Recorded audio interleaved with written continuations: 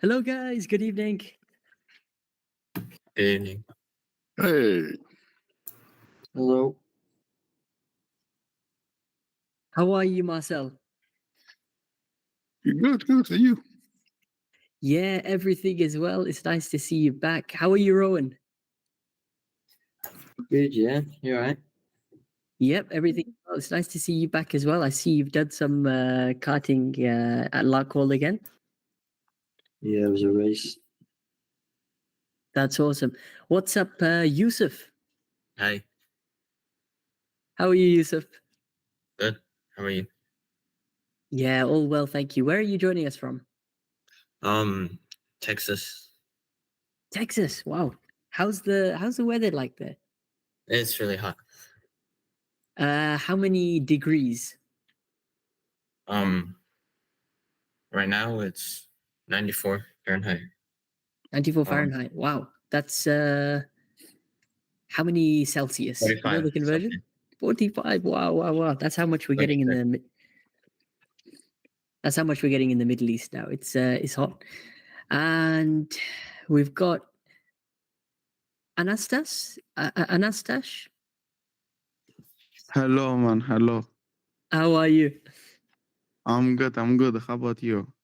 Yeah, everything is well. Where are you joining us from? I'm Greek. Wow. That's I uh come that's from awesome. Europe. Yes. You must know GP89. He's a Greek Yeah, of karting course. YouTuber. Yeah, of course. Yeah. I watch Actually, him all the time. he makes some really good videos. Yeah. I think the majority are in Greek, but some of them he does in English as well, right? Yeah. He also went to England, to Baltimore. Like, Wow. Okay. yeah.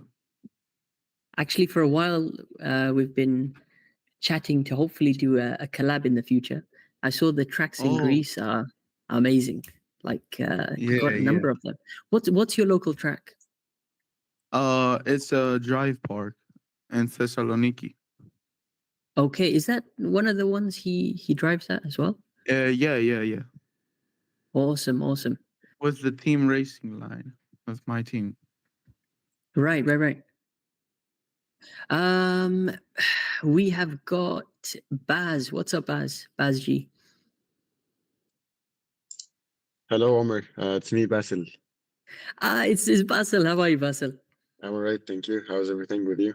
Yeah, it's nice to connect virtually. Myself and Basil were just at the track at the weekend, Lucille karting track. And how were your sessions on Thursday and Saturday? I believe it was. Yes. The one on Saturdays, I did two. The first one, it was the very first session. Yep. I did not feel nice at all in the cart.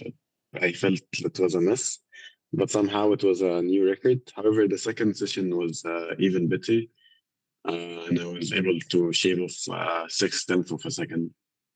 Uh, Amazing.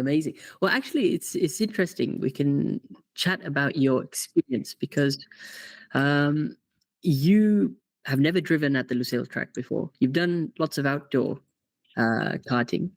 Uh, Indoor karting, yeah. well, in indoor actually. Yeah, you're right.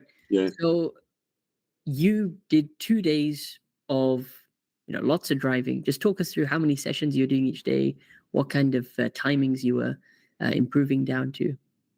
So the first day I went, I was planning to do 3 sessions, Okay. but by the end of the day I did 5. Uh, but 3 of them were like very high traffic. Well, the funny story is the first one I watched your video about the track guide, Oh, you saw the track guide before you drove. but it was the one without the new bit, the new chicane. Yeah, they added some new layout actually. Yeah. How was it, watching the track guide? Because some of the corners were applicable, and then doing it in real life. Was it easy to get a hang of, or So the mentally ones that were you were prepared better? applicable, the ones that were applicable was easy, but what happens is that it just threw me off in the first session. And Yeah. you only get around 7 or 8 laps per session. So it's Right. not a lot. So I was trying to remember if I'm remembering wrong or this is the right hairpin. And Lucille track, all the corners look very visually, they look similar. Yeah. So for me in the first session, I was just trying to understand where I am in the track. It's very clear the last two corners and the first two corners, but in the middle sectors, I was lost. However, when I got out, I looked at the track layout. It helps me a lot when I see the track layout to visualize where I am in the track while I'm driving the kart. After having the talk with you, I remember my time was Yeah, we had a chat, I remember. yeah, it was 1:10, 1 minute 10 seconds and 5/10. And then after my chat with you, it went to 1 minute 7 seconds and 8/10. So it was Awesome. around 2 seconds and a half. Yeah, of well, improvement. you gain more experience on the track, and then you got an idea of what to improve in the next session in terms of the line and things. And you'll find, especially when you're new to a track, getting the timing low down to 107 or 106, which is actually quite a decent timing at this track, it's quite easy. Is then getting beyond that. So can you get into maybe 106, maybe into 105? That's where the really top guys will be. Obviously, you've done it many times. Yeah, so my target is 105.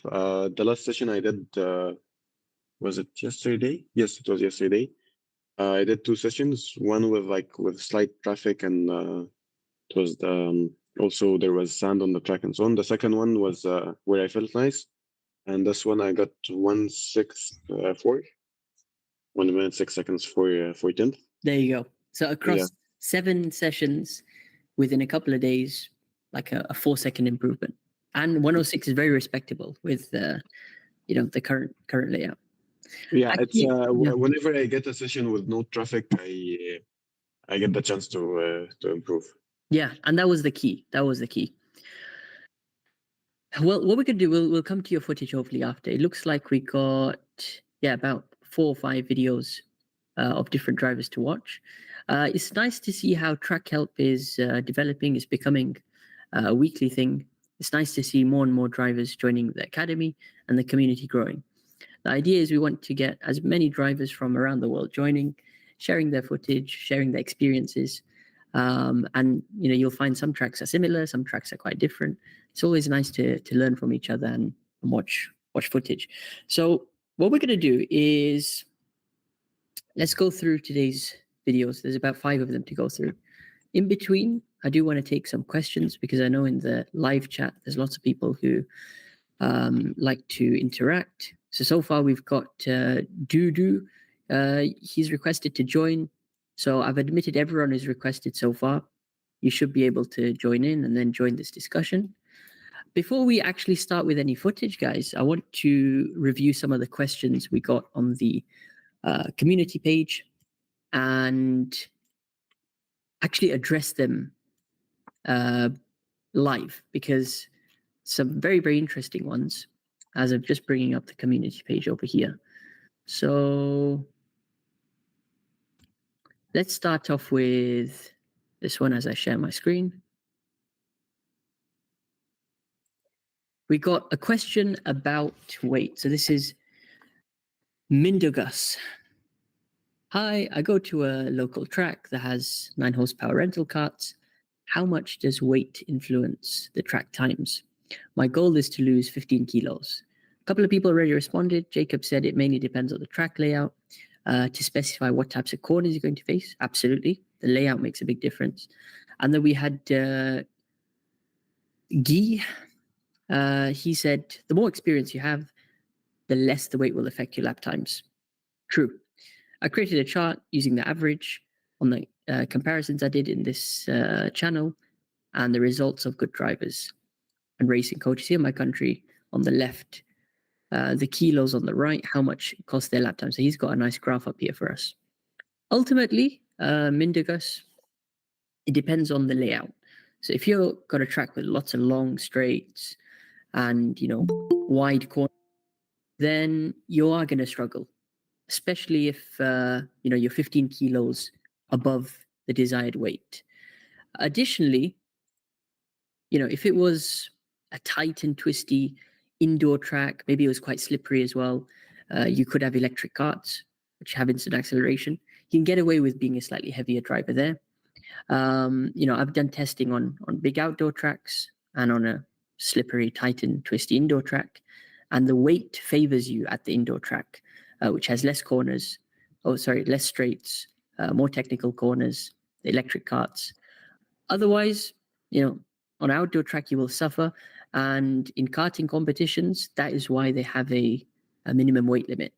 They try to get everyone to ballast up to about 80 kilos in general, which is quite high because a lot of drivers, who are lightweight, they'll be about 60, 65. So they've got to add a lot of additional ballast weight.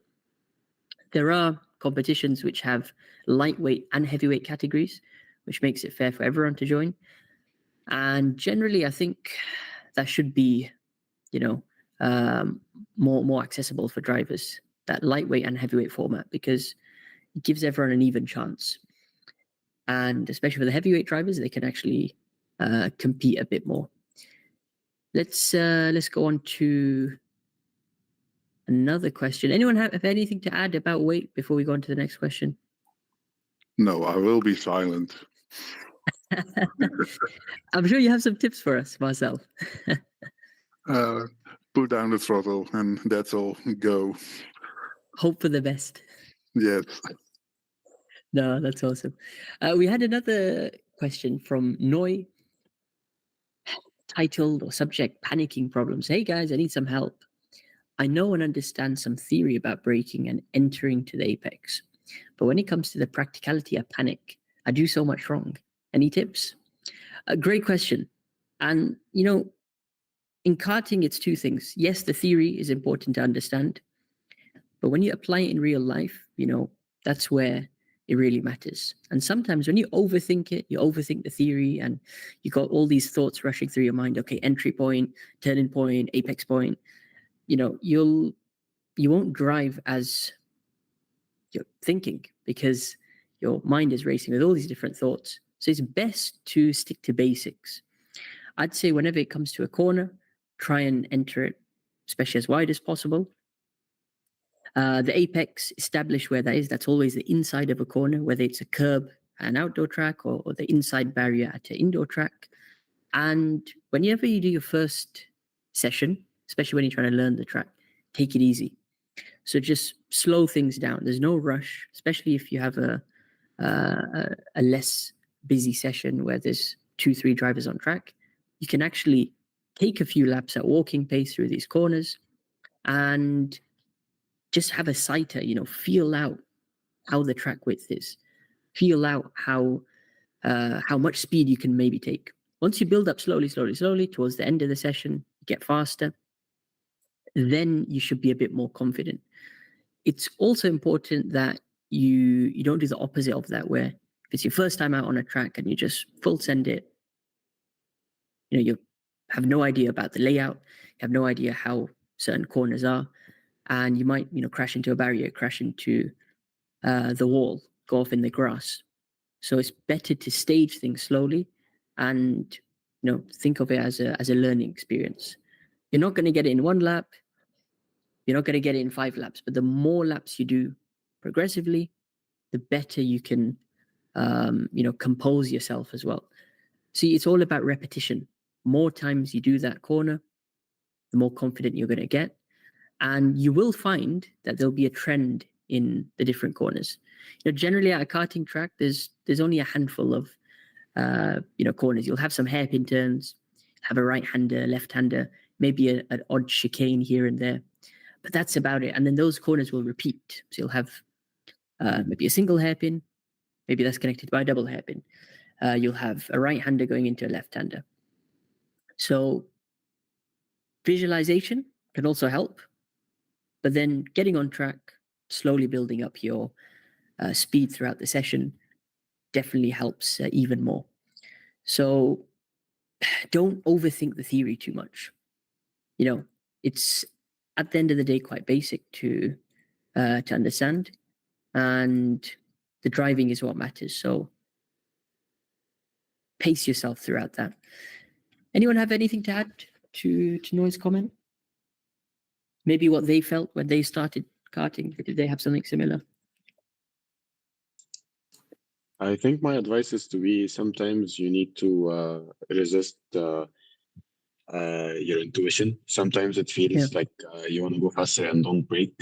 But yeah, sometimes you have to resist what you feel like you have to do. If you sometimes you feel like you don't need to break, but you know you should break. Yeah. Is one thing. And I like Ethan's answer here. He says, try the racing line with a slower than normal speed. I know some Exactly. people might feel like they are wasting the session time. So what I usually do is like the out lap and in lap.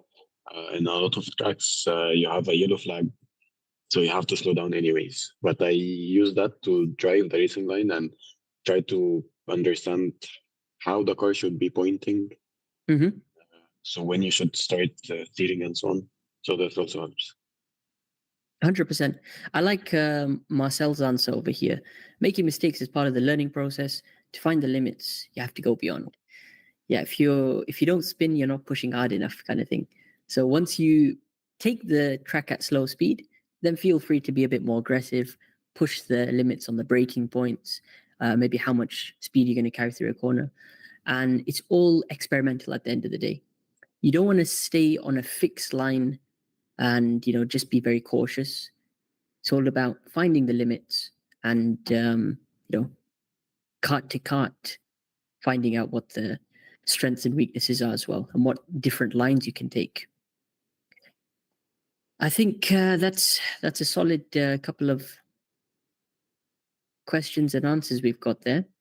Let's just move on to chat before we get onto some videos. We got Ethan as well in the chat. Thanks for your answer, Ethan, as well. And Huri, use the pinned link in the chat to join, sign up, and I'll admit you once I receive your request. So far, there's no pending requests, and I believe we've pretty much got everyone in. Just going to admit Alan. We got Alan over here. He's just joined. Perfect. All right, let's get started with Yusuf. We're going to start with Yusuf. We'll go to Marcel after that. We'll then go to Rowan. Tassos has got some footage, and of course Basil as well. And Anastas, do you have any footage just before we? Yeah, my name is Tarsus on the. Oh, it's Tassos. Okay, so that's Yeah, your footage. Super. Hopefully we can get everyone's done today. Yusuf, talk me through K1 speed then. This was some nice footage you've shared. Whereabouts is this, in Texas? K1 speed, Texas? Yeah, this is my second time going. I'm pretty new. Okay. How long have you been karting for? This is my fourth race ever. Fourth race ever. Wow, that's awesome. And is this your local track then? This is the one that you drive at. So, Texas, K1 Speed Texas. I'm not sure if somebody actually submitted their footage before from you. It looks very similar. I might mistaken it for another one. But yeah, it's a typical indoor electric kart track. Do they give you full speed in these sessions? Or is it restricted? You know, the speed of the kart, do they restrict it? Because I know some tracks, they limit it. I don't really know much, but how did it feel? Like you were going full speed, or? Yeah, it felt pretty fast. Yeah, I think by the looks of it, it seems around full speed. Maybe there's another mode they can unlock.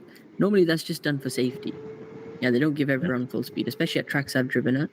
You got to like prove you can control the kart and things like that.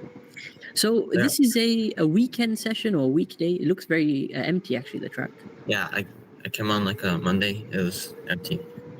Nice. My long racing. What time of the day? Around like this time. So midday, basically. Yeah. Cool. Were there any sessions before you, or the track just opened? It's been open for a few hours. Yeah. Yeah. Yeah, that's quite important, especially in indoor karting. The early sessions, the timings, you won't believe, will be a second and a half slower just because of the grip that will get laid down across the course of the day. If you come in the evening, especially on like a weekend where there's back-to-back sessions all day, the most amount of rubber is laid down towards the night, and you're able to basically take a lot of the corners at faster speed. The kart will grip better. When you're doing a midday session like this, I'd say you have, yeah. What? Sorry, you were saying something. Did you ask something? No. I'm just commenting on the track conditions. I was saying in the afternoon session like this, it's going to be quite average, the track conditions.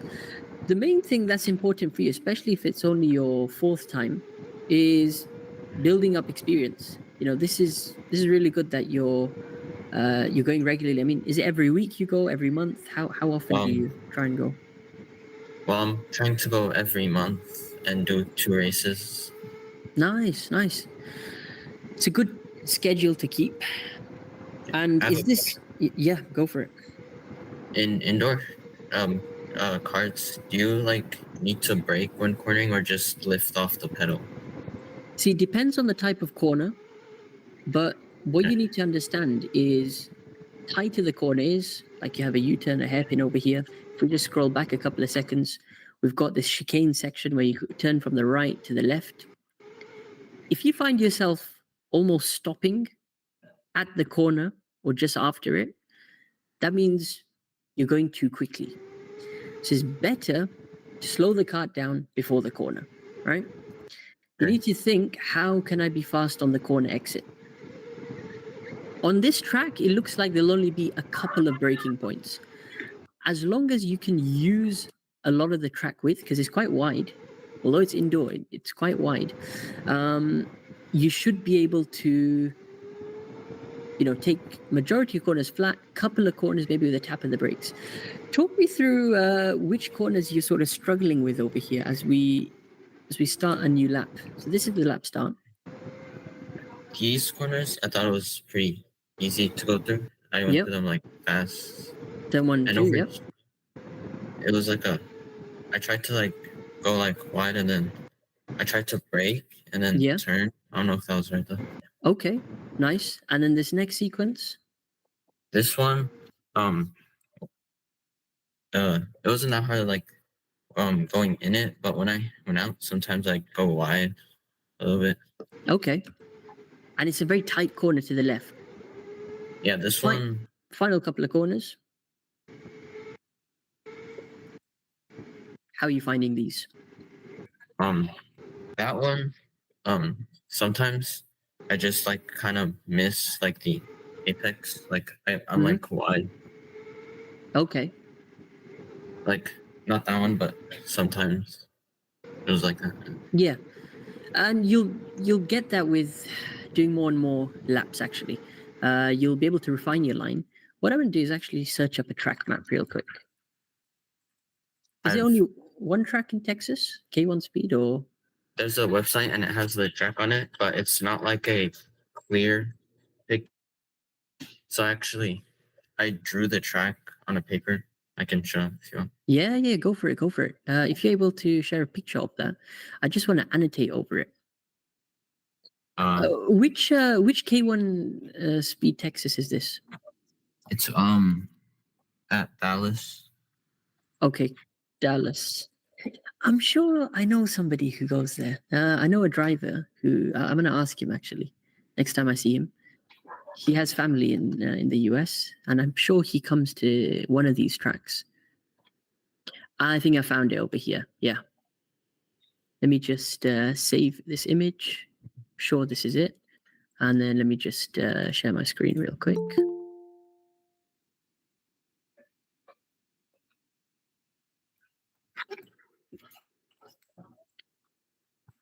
What's up, Zubair? Welcome. Hello. How are you, Zubair? I'm fine, and you? Yeah, all good. Where are you joining us from? I'm joining from Turkey. Awesome. Is it your first time joining Track Help? No, it's my second. You've joined before. Awesome. Yeah. Have you got any footage you wanted to discuss for today? No, I don't have footage. No worries, no worries. You're welcome to join. Okay, thank you. Let's just admit Harry real quick as well. Hey, what's up, Harry? Hello. Can you hear me? How are you, Harry? I'm good. You ready for the game tonight? Yeah, I'm probably gonna be here for 15 minutes no more. I was gonna say, no worries. All the UK-based viewers, I'm sure you'll be heading off soon. All the best for that. Have you got any footage you wanted to go through? Or I mean, I've been trying to fix my GoPro, but I used the cloud upload and it won't cloud upload. So I've been trying to fix it, but so I can't get any footage for this week, maybe next week. no worries. If you're able to even do a YouTube unlisted link, then that's good enough as well. Yeah, it just won't upload, which is a shame. So I can't really get it onto my computer. Ah, okay. So it's the actual file. Do you use an SD card? Yeah, I actually have an SD card reader on the way, so I should be able to get it soon. That's the best way, honestly. You can directly transfer it to your laptop or to your hard drive. Especially when you have lots of footage, then you can organize it better, and you're not reliant on the cloud after. Exactly. Yeah. What's up, Hassan? Welcome, Hassan. Hi, Omar. Welcome back. You joined us Yeah. last week, right? Yeah, I did. How's it going? All good? So yeah, well, everything's pretty good actually. Well, I'm gonna get into it in a bit. I just need to transfer the files from the SD to my computer, and then I just need to gather the files into one clip. And then I can show. No worries. Let's just once you do that, just shoot me a message over once you have it ready, and then hopefully after we finish with these drivers, we can come to you. Okay. Right, Yusuf, I've found your Yeah. track. Let's get back to the actual layout. I've seen the message as well you've sent me. This is it, right? This is your. Yeah, that's the right one. It's a really nice layout, and if you look at a trend in terms of the corners, you got a chicane, so it goes to the right and left, back to the right over here. You got another mini chicane. You could even say it's like a hairpin, but it goes right, left, back to the right. Ending the lap, we got almost a chicane sequence there. But let's take it sort of corner by corner. I think you're doing the first 3 turns really well. When we look at the start of the lap, it's all about taking the shortest path possible. And ideally, you want to drive a chicane like this in as straight line as possible. The logic behind that is you have your point A, point B, and point C. So these are all the apexes. Apex for the first corner, apex for the second, and apex for the third. When we connect them together, there should be the path of least turning. Shortest path as well, so we can drive in a straight line. Right. Start off by entering, I'd say, nice and wide, cut to the right-hand side, and then make the remaining path as straight line as possible. What you can soon do is maybe start entering it from the middle of the track as well, saving some meters. Head to the right, open up the corner for the left, click it back to the left, and then straight line all the way to the exit. No braking. I don't think any lifting as well is required. Are you lifting or braking anywhere for the first 3 corners? Not for these, no. Perfect. Just flat out. What we're basically going to do now is carry lots of speed to the fast right-hander.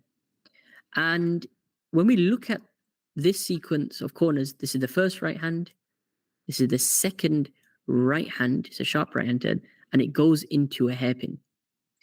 We got to think ahead. Before even tackling this corner, you got to think, how can I be fast over here?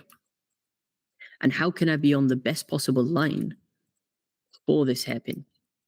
So what you can do is something like this.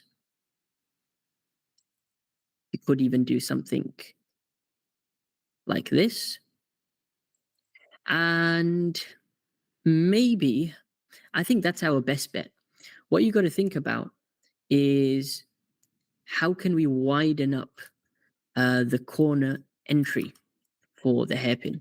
So if I go back to your lap, let's take this lap over here. So we're coming through.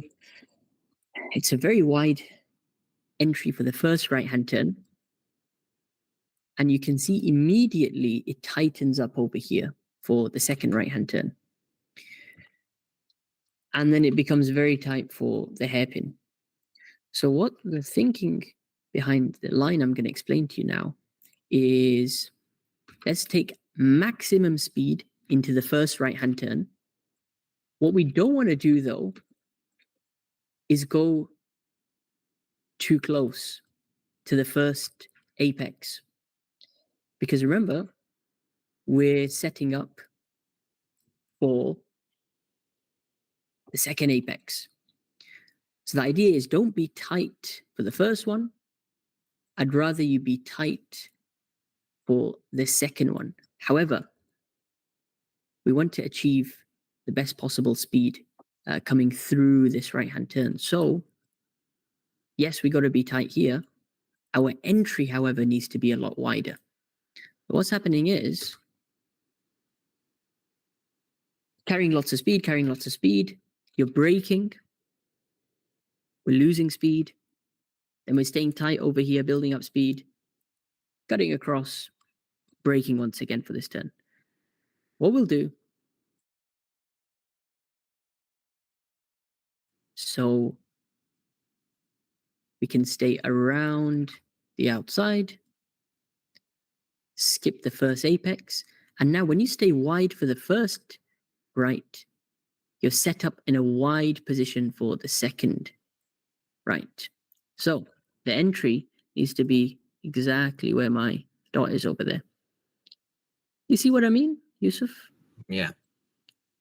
So on the inside, we've left all of that space, and we need that buffer, that space there, so we can take the hairpin turn,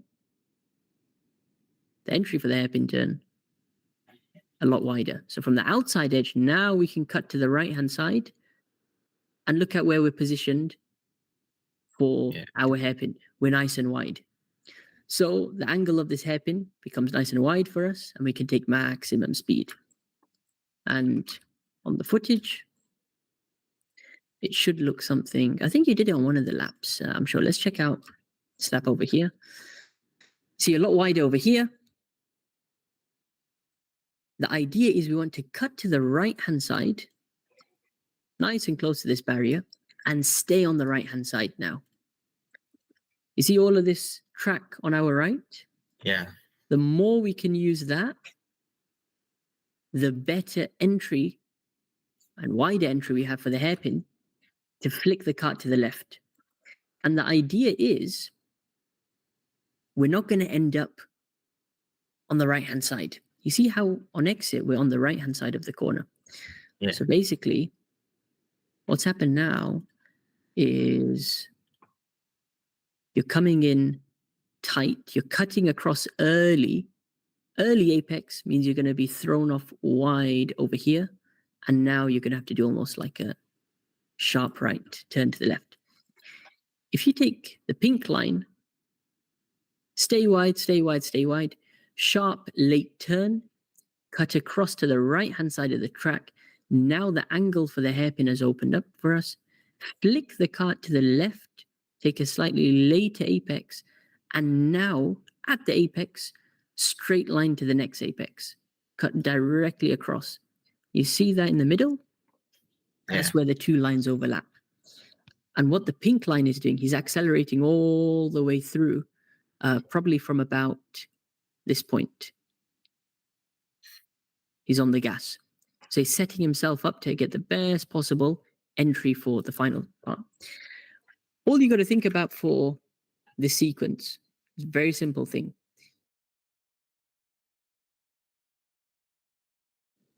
But one more stay nice and wide, wide, wide. You don't even have to brake over here because there's lots of room to. Now you would consider hitting the brakes, tap of the brakes just for rotation, sharp late turn, stay on the right-hand side. More we can say to the right-hand side, the more the angle of the hairpin opens up, flick it to the left. And the idea is, even if you have to apply some brakes for the hairpin, so an early brake, I need you to think, get back on the accelerator before the apex of the corner, so my yellow line. Be on the accelerator as soon as possible. What you don't want to do is enter too quickly and then start braking at the apex, and then we get back on gas, yeah? Think about gas or acceleration before the corner. Final couple of turns, right? It's a sharp right into a left, back into a sharp right over there. So it actually flows quite well. Looking at this lap, you can see the entry of the corner. There's plenty of track to use, so nice and wide. So your entry should always be as wide as possible. Widen up the corner, and again, think about a sharp, late turn-in. What we're trying to achieve over here is, number one, getting as close to the apex as possible, and you want to go for a late apex. The later you turn, the later you're going to come to the inside edge. Make sure you close that distance. And on the track map, it'll look something like this. So, yes, we've got a typical hairpin turn, but then we've got a fast left. Later we can turn, so we go deep in the corner. Go deep in the corner, sharp late turn, late apex. Now we want straight line as possible for the midsection. And now the final corner, you've got to think, how can I be fast on the exit over here? So the best way is just widen up the entry. So maybe stick more to the left now, flick it to the left, and then flick it back to the right. Most important thing though is the 3 points again. Your entry, which is wide, your apex, which is in the middle, and your exit again. And this way, if we draw the smoothest line possible, you'll notice that at point A, we're all the way wide. We're using all of the track. At the inside, we've closed the distance of the apex. And on the exit, once again, we've used all of the track available. You got to think, how can I use all of the track width to keep my speed as high as possible? And this final corner is easier than you think it is. However, it's all about getting the best possible exit out of this hairpin turn. What you don't want to do is enter the hairpin too tight, turn in early, end up wide, cut across, back up, almost do like a zigzag over here, then we finish. What's happening, there'll be a lot of on-off over here. You're on the gas, you're on the brakes, you're on the gas, you're on the brakes. Doesn't matter if you have to brake for this hairpin turn. Try and brake nice and early in the corner again. Continue in a straight line, go nice and deep, sharp late turn in, stay to the right-hand side, flick the car to the left. Take the angle, which is the widest, widen up the corner, use all of the track available. And what you'll notice is that my entire yellow line is acceleration, right? That pink line, brake nice and early. Think about slowing the car down initially in order to get the best possible exit. It's just going back to your footage to review this one of these laps. Let's just go about final sector once again. Sharp late turn in. Try and turn in a bit later so we can end up on this side of the track, the right-hand side. What you don't want to do is end up too close on the left, and then the angle of this left becomes too tight for us. Even if you're in the middle of the track over here, then you can flick the kart to the left. Continue in a straight line. And now on entry for the final corner, think about using the track on the left initially. You can do a slight rotation to the left, use this track. So we're widening up the entry for the fast right, yeah? Yeah. Stay on the gas as much as possible. Importantly, on exit of the corner, just like you're doing over here, run up right to the barriers. So overall, it's a nice track that you've got. I mean, what is the lap times that you're getting at the moment? The best lap time I got was 23 seconds. 23, yeah. 23. It's a short lap. What's the best lap there? The best ever is 19. 19. I think your target is to at least get into the 22, if not 21 second mark. Yeah. And hopefully next month when you go back, you will achieve that just by following the path, which is shortest, turns 1, 2, and 3, straight line as possible, stay on the gas as much as possible. Coming up to the fast right, let's remove the braking for this corner, stay wide, avoid the first apex, widen up the entry for the fast right. Now you can apply some braking. Early braking, as we said, before the corner.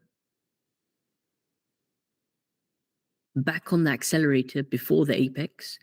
Sharp late turn-in. Stay to the right-hand side of the track. Flick the kart to the left. I can guarantee you can carry more speed. From the apex of the hairpin to the apex of the next corner, make that as straight line as possible. Don't turn in too early over here. So let's say you go too early and you end up wide on the right hand side. We want to avoid an early turn in against a sharp late turn for the hairpin. Final couple of corners coming up, wide entry as possible. Early on the brakes again, if you need to. Sharp late turn, going for a late apex. Stay on the right hand side of the track now, so you can flick it back to the left. Still on the gas, still on the gas. If you need to lift over here or brake, feel free to do so. But use the track on the left-hand side. Get back on the accelerator as soon as possible. And using all of the track. So if we look at your track map now, there's 1 braking point, 2 braking points, and maybe 3. The rest of the time, you should be on the accelerator pedal. If you feel you're sliding too much, maybe in some corners, just lift off the accelerator. But avoid the braking as much as possible. Only keep it to these sharp turns, like we've established, yeah? Yeah. Any other questions, Yusuf? I don't think so. I think if you can focus on establishing those 2 braking points, maybe the third, keeping your speed high for the rest of the lap, you should be able to comfortably get into 22, probably 21. Guarantee that.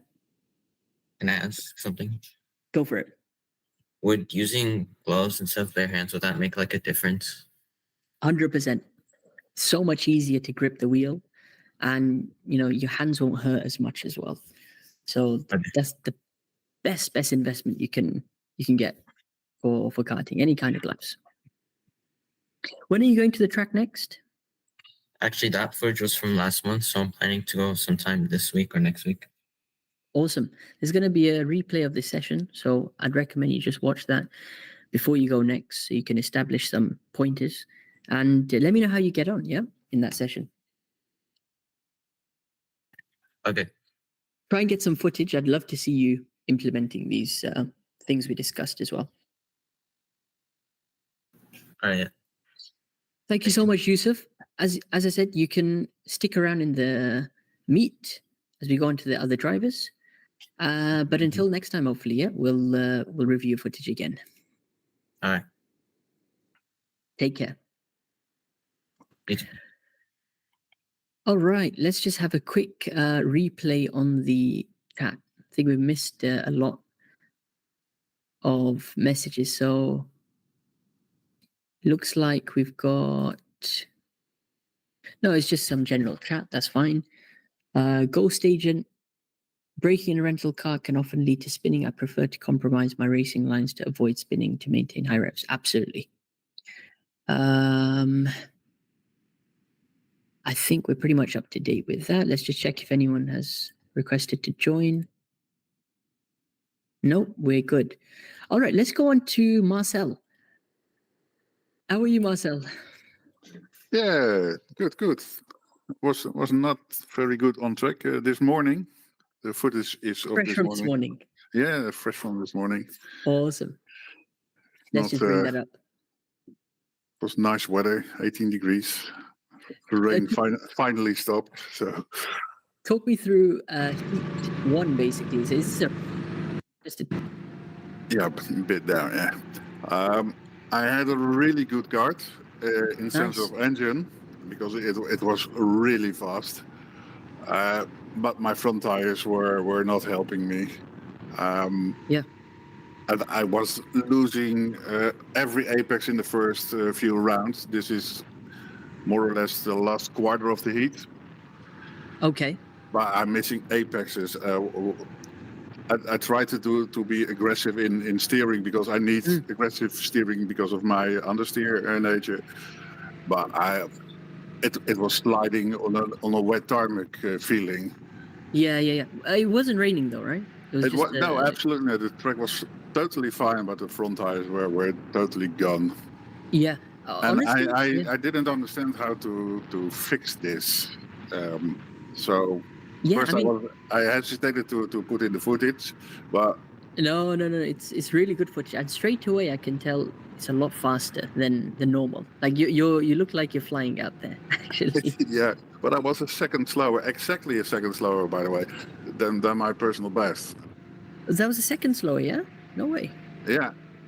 Maybe because of the sliding, but I think so because the engine was really good. I can just tell through these corners you're having to turn excessively, and there's just no grip on the front tires. And this part two, deel 2 is Dutch for part 2, was the best part because if you have time to start the other footage, you see what I mean. In the first 3 rounds, it was really terrible. So I was already trying to adapt to be a bit slower and a bit smoother, but it wasn't helping. Not really helping. Yeah. When I come across karts like this, which they're quick, but they just have low grip, I found I have to use my body a lot more in terms of leaning. I got to lean excessively and transfer that weight to the tires. Additionally, you got to be quite aggressive with your initial inputs, and it'll almost feel like you're sliding. That's how aggressive you have to be. It's early in the corner, hard rotation on the steering wheel, and you do want to initiate a mini slide, if anything. What happens is the moment you have to start turning progressively in the corner and understeer. That's what it is. Front tires have no grip, having to turn the steering wheel too much. That will cost you more time than getting the rear end to slip out a little and just be a bit more aggressive with the car. The other thing is you can get away with being more aggressive and a slide here and there because you've got that extra speed. That's the positive with this car. You've got that acceleration, so out of the corners, I reckon you can definitely gain time. Small things like turn 1, for example. Yeah. Like that's a flat out corner. I think it was. It's normally a flat out corner, yeah, a little bit to the left, and then hit the apex. But I think 8 of 10 times I missed the apex because I was sliding already a bit. Yeah. Here you definitely want to be transferring your body weight to the outside. I always do. Yeah. You are, yeah. I know it's difficult to tell from the footage. You got to lean a bit extra, and then sometimes just be even more aggressive with the steering. What will happen that way is on corner entry, you'll get a lot of movement in the kart. You'll feel like a big slide initially. That will only be on the entry. If you're able to correct that and control it, so with just a bit of counter steer as you get to the corner, then it should help with getting towards the curb. So think about really yanking that steering wheel, directing it towards wherever the apex is, and controlling that slide with some counter steer. I did it the other way around. That's maybe why I'm slower, because I need to be sorry. I need to be more aggressive than a lightweight person, but I thought I'm overdoing it because I had a lot of steering input necessary to make every corner, and yeah, the more you have more input, the more I did slide. Yeah, and it's about finding that balance after. Yeah, that was really hard for me. At the end of the day, though, it's good to try these things because you know that. That's my son in front of me. That's your son in front, yeah? Are you going to follow him? Not a chance. Let's see. Maybe they... 2:22 around that. Then it will start, yeah. How was your son's car compared to yours? No, really, really great car as well. He complained about the back tires, but okay, but it was decent though. Yeah, it was decent. He did a normal 38.5, so that's okay. What I'm also observing is your steering technique and how you actually hold the wheel. Have you tried holding at a fixed position and just pushing against the push-pull technique I've mentioned a few times? Yeah, and I try to listen. You see, I do not put my hand on top of the steering, but because I think, I do not put my hand on top of it, and you will notice later on I will do it because it's in my system. So, yeah, that's too bad. That's just something which can help with being even more aggressive with turning. What happens when you have a fixed position, whether it's high or even in the middle of the wheel, having a firm grip and fixed position, so we're not moving our hands. This will force you to actually transfer weight from your shoulders against the wheel. Can you go back a bit before the corner? This is a real easy corner to do normally, and I hear it sliding on my headphone already. Mm-hmm. Normally I lean out. This one, yeah? Yeah. Loads of understeer. Gotcha. Corner after corner after corner. It was really bad. So I did smooth out. I didn't less aggressive. But it was not helping. So the final thing you can try in such an understeery kart like this is turning much earlier than you would ever do.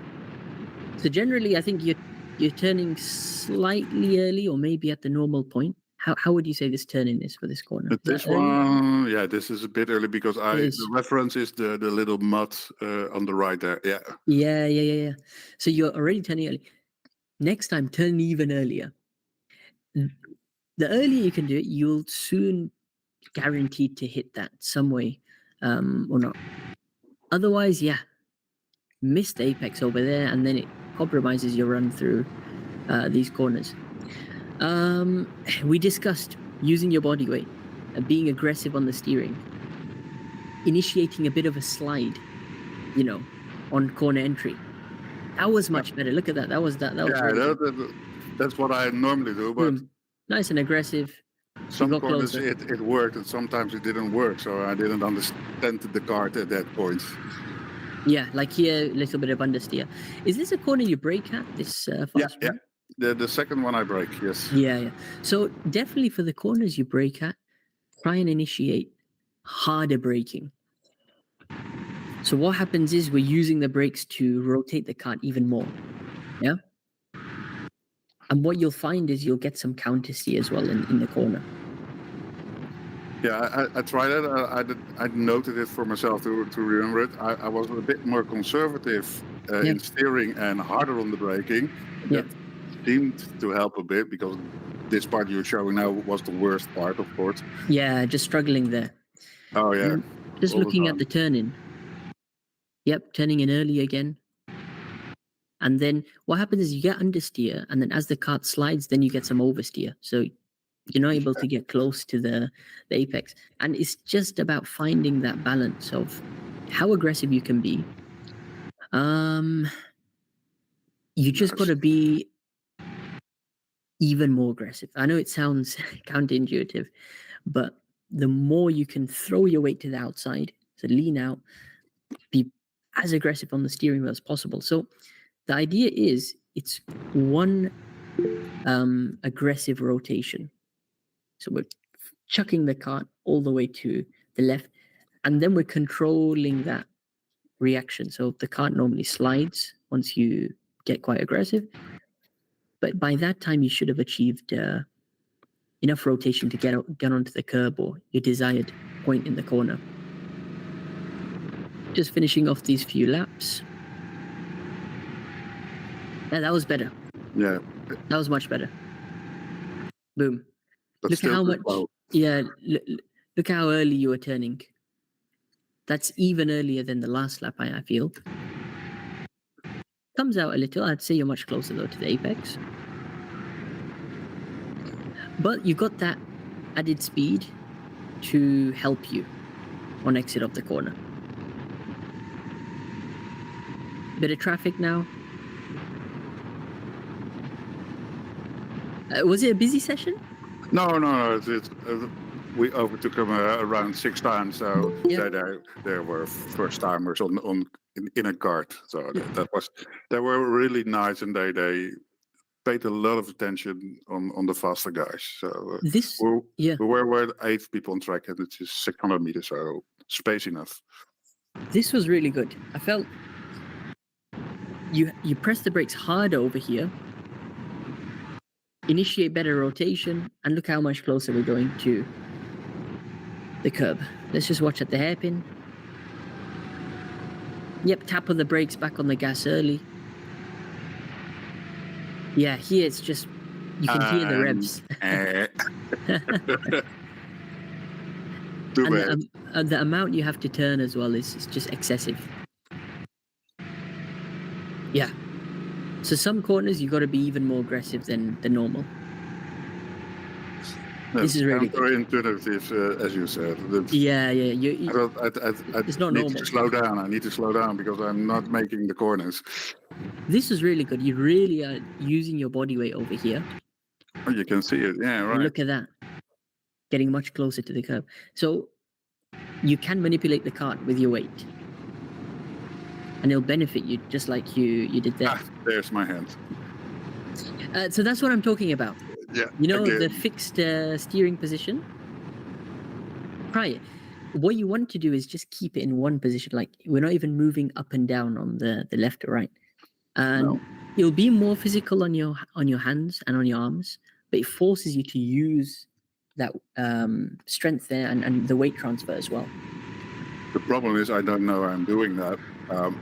It's instinctive, right? Yeah. If you ask me just after the race in the pit, did you put your hand on top of your steering wheel? I will definitely say no, I didn't. This was really good. I think you were on the limit of aggression over here. Number one, it's a wide entry. You're right up to the rumble on the left. Sharp turn, as we saw over there, and then mid corner, you're controlling that slide. You can see your counter steering now. More importantly, we're right at the apex. And one more time. Sharp turn. See that? That'll create some movement in the rear, which as you lay the pedal, keep your foot pinned to the floor, you're on the limit of grip, you start counter steering. But that sharp rotation helped you get closer to the inside curb. And I think, you did a better effort than you're giving yourself credit. Because I see some really good laps over here, and then some laps it's just the cart. You're struggling with handling. Was it the first time trying something like this? And I was trying out to overcome the extra understeer I had, but not really aware of what I was doing. Sometimes have you ever experienced a cart like this? No, never. That's the key now. More you can get used to it. And what I find is, that was slightly wide. No, you're pushing limits there. I don't know. I think the left-hand turns is more difficult than the right. That's my observation. Did it feel like that?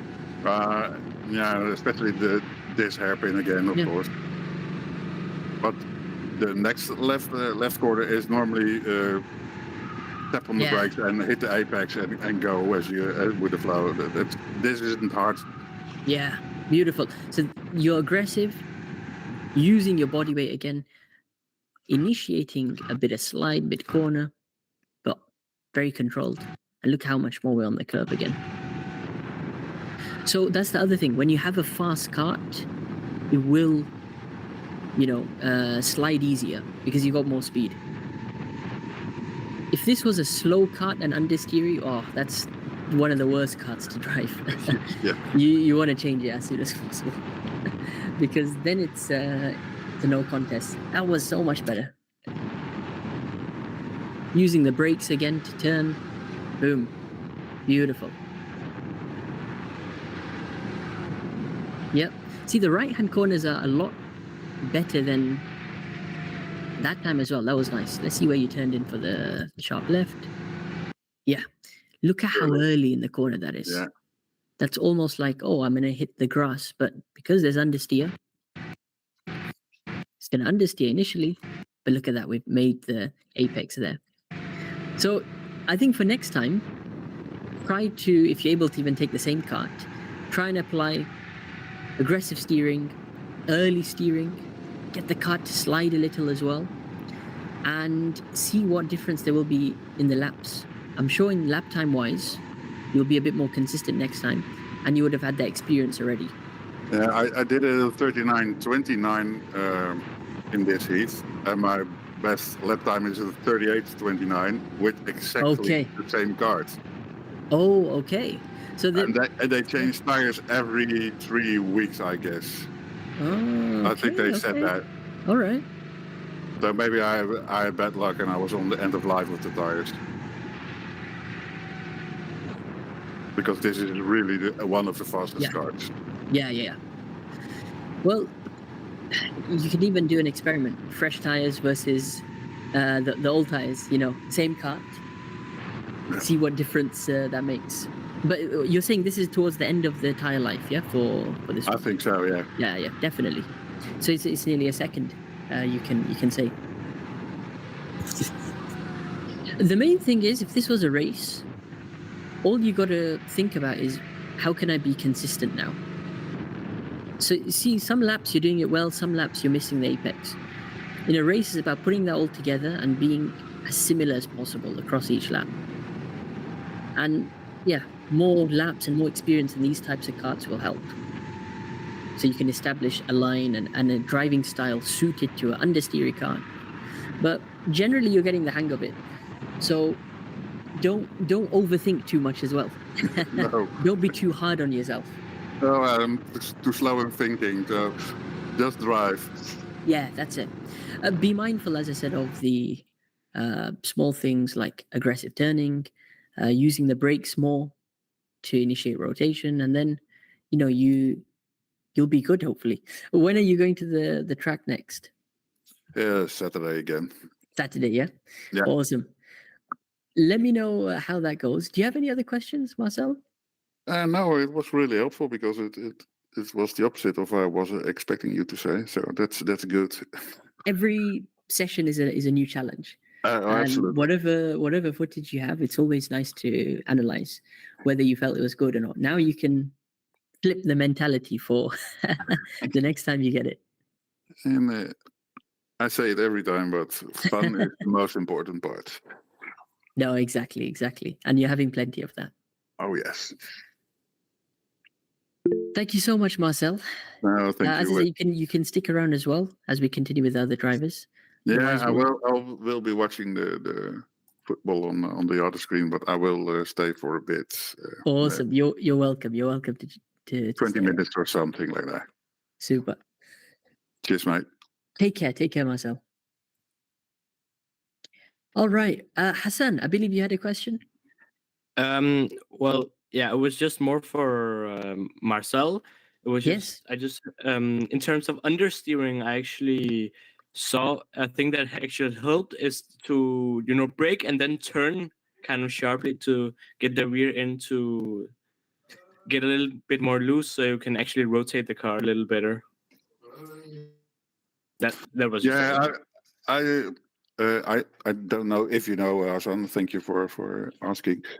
But I already weigh 130 plus kilograms, so I have understeer already. So I am already aggressive and already braking. But this one was exceptionally bad.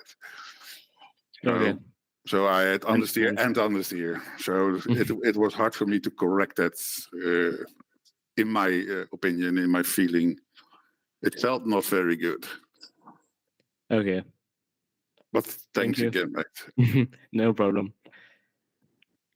No, that's my that's a very good observation actually, because when you can combine hard braking and a sharp turn, you really get the rear end to step out. Yeah, my video is uploading on YouTube. It took some time to render on DaVinci Resolve. It took like half an hour. So No right now worries. it's just it's uploading on YouTube. I'm not quite sure how long it will take, but the link it's in the chat. Perfect. So we got Rowan and Tassos, and then we'll go over to your footage hopefully after that. All right. All right.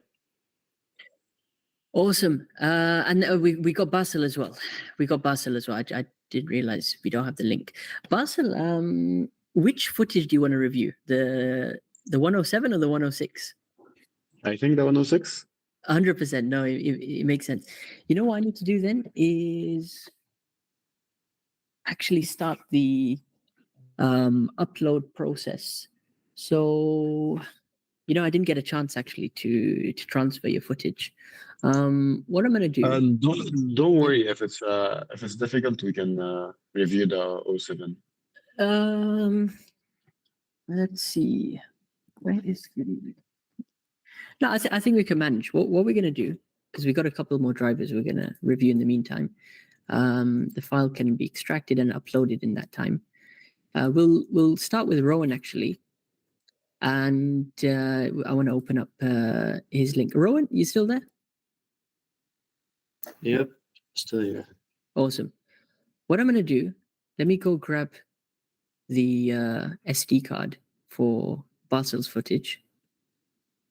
And then I'm going to play your footage in the background for 30 seconds, and then we'll come back and review that. So I'm just going to start the footage now. Give me 30 seconds. I'll be right back. Thanks, Omar.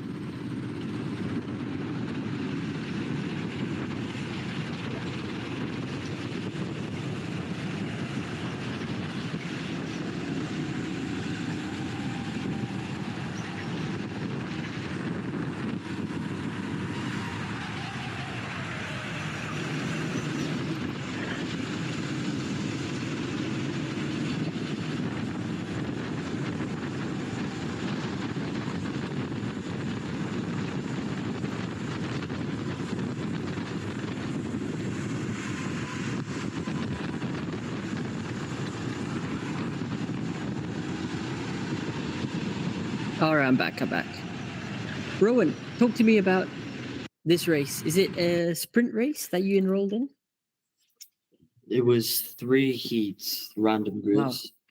Wow. I forgot to turn the GoPro on for the first one, so this is the second one.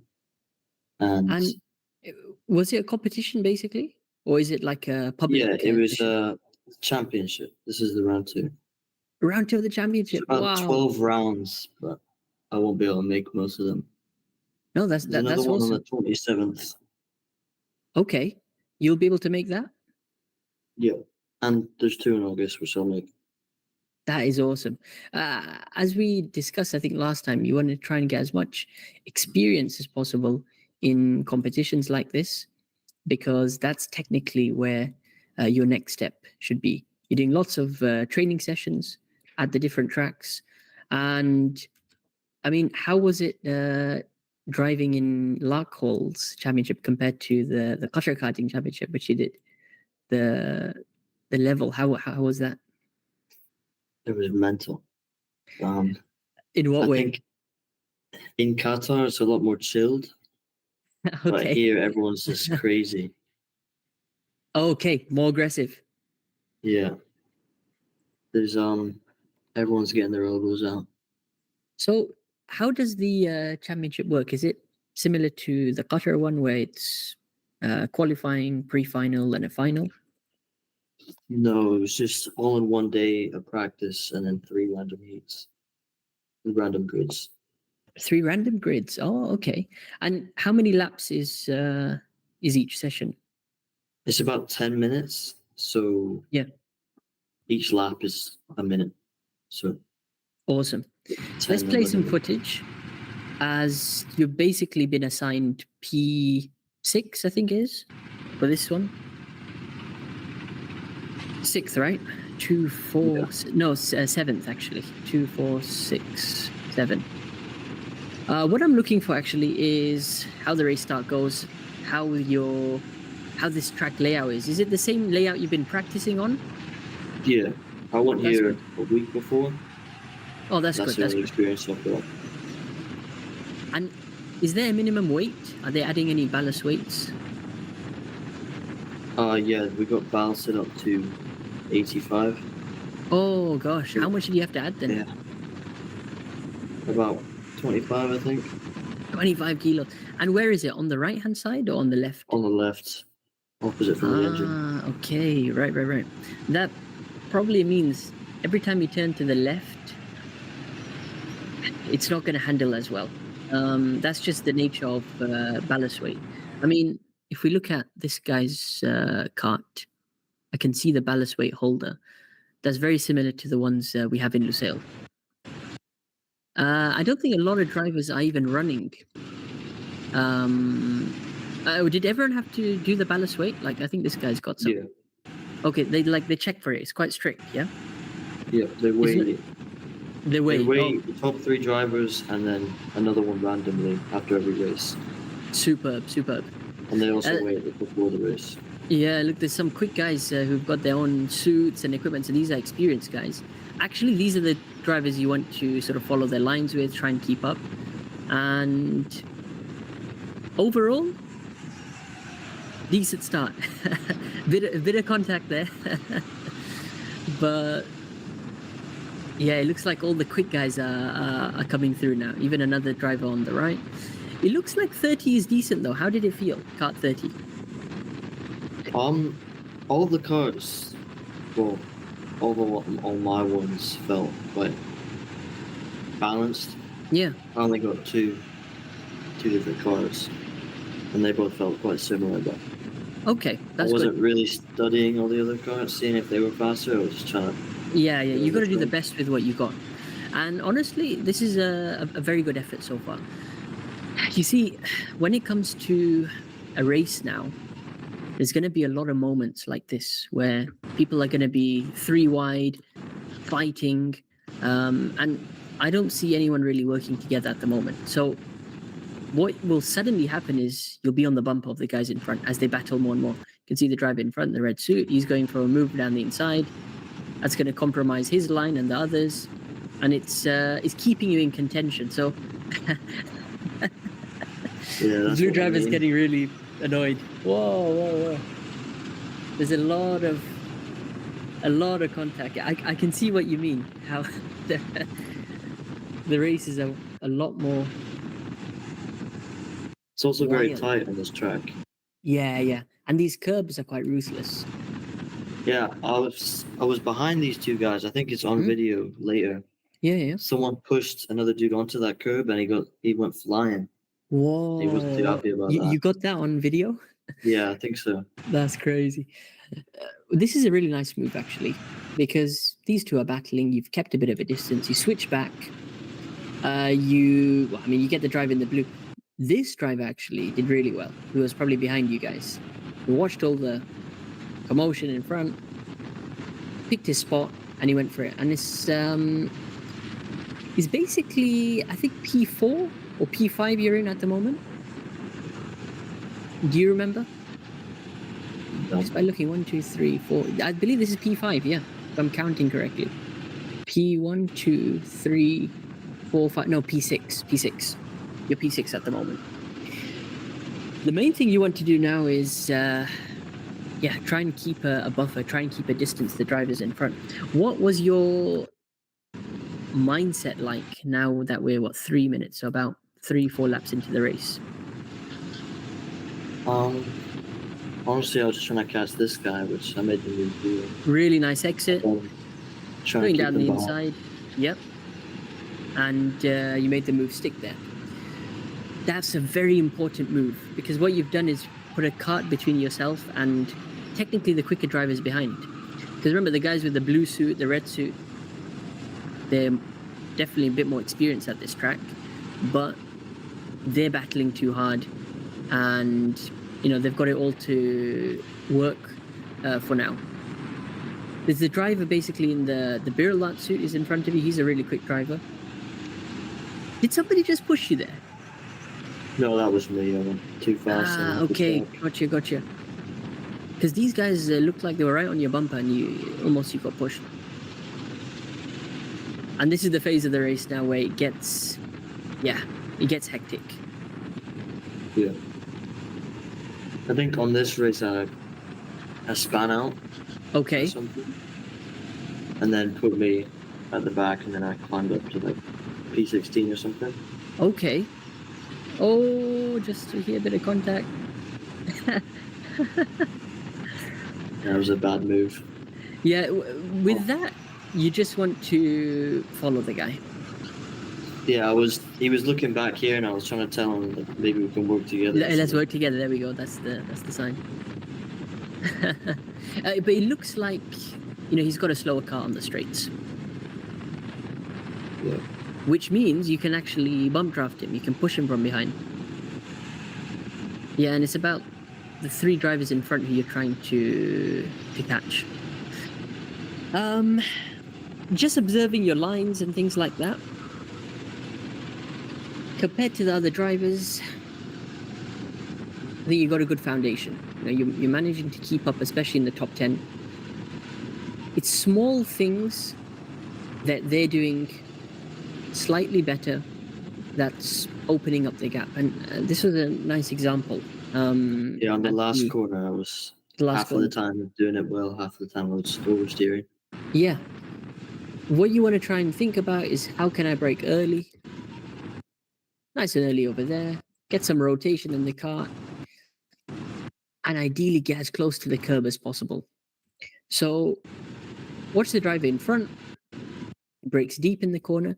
As the pit lane entry line starts, the white line just in front. Yeah, that's my turn-in point. Awesome.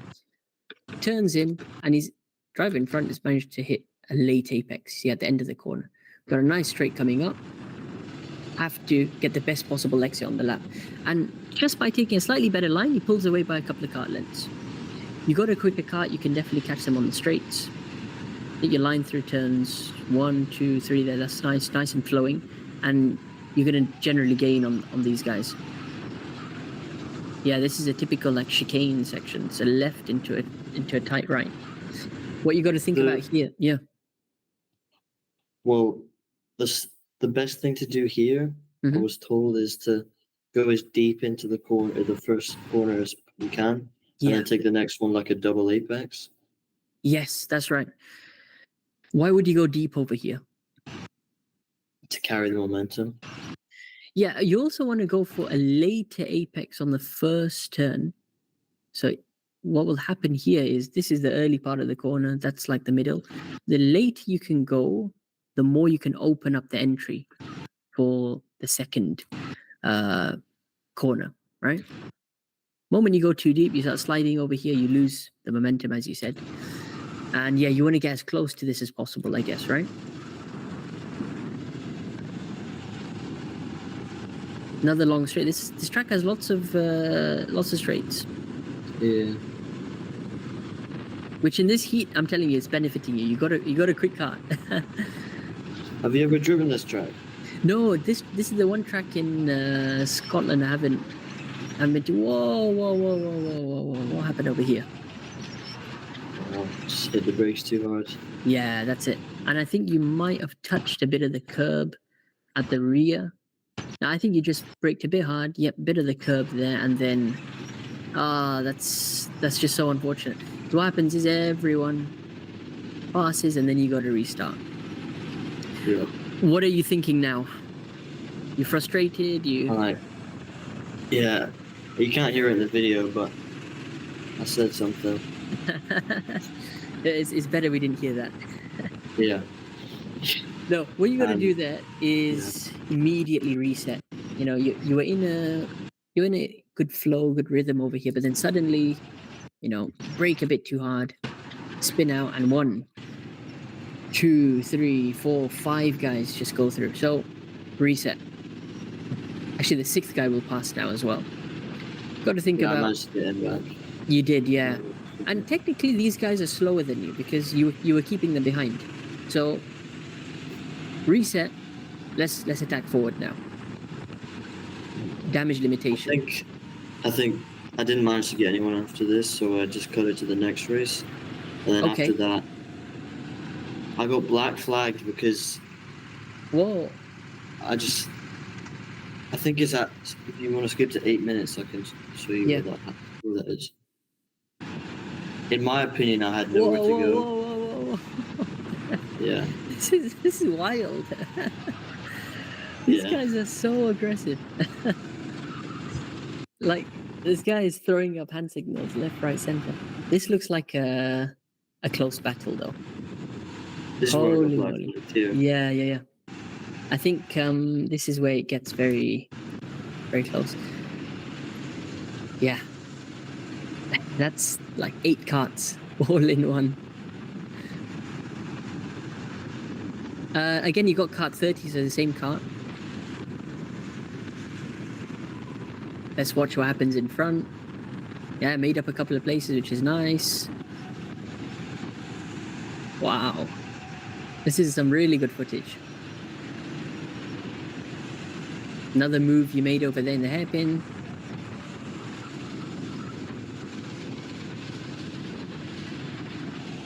Just went a bit wide over there, yeah?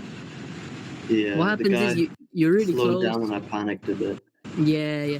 The moment you just go off the line slightly like this, they get such a nice exit and they just pull away by a couple of carts. So it's all good. You're gonna get them back, I'm sure. Whoa, yeah, that guy's. Wow, what a That's where I got flagged. I thought. Really, you got black flag for that? Yeah, I thought they just slowed down too much because they were fighting. I didn't anticipate it. That is one heck of a dive bomb, though. I have to say, what a dive bomb. Yeah. I mean, it's totally legal, but I think there might have. I mean, penalties are black flags too much, but yeah, a bit of contact there. It's not that you push the guy completely off the track. He's actually side by side. If anything, they should black flag this guy. Is he outside the track?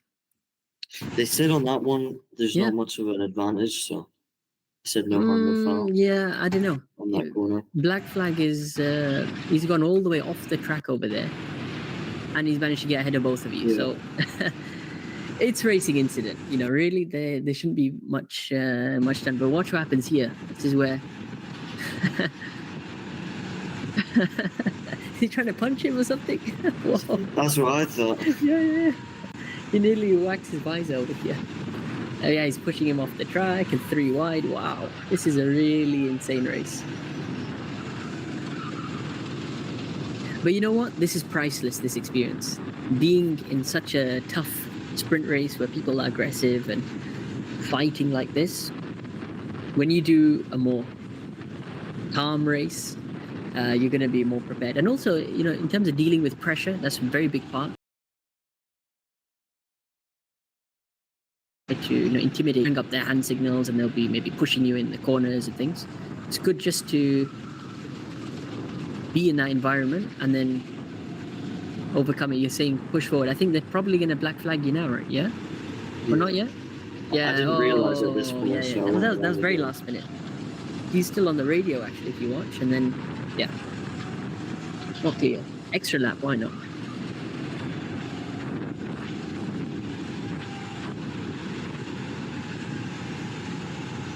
How many drivers in total in this race?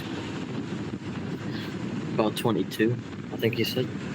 22. Wow. All at one point. Yeah.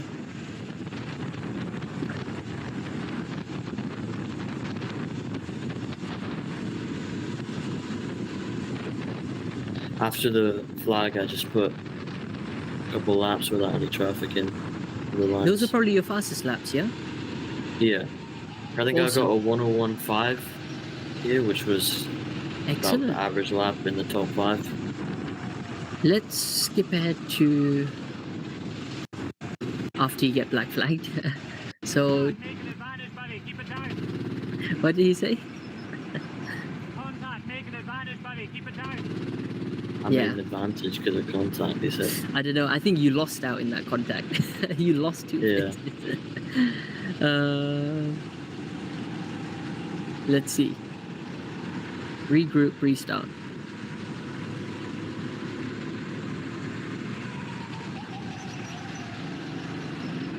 Yeah, you just got to treat this as qualifying laps now. Nothing to lose. And get your head down. Just push.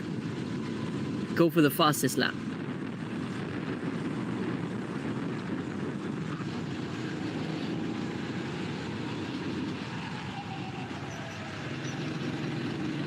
So, what was your fastest lap last time you went to Larkhall?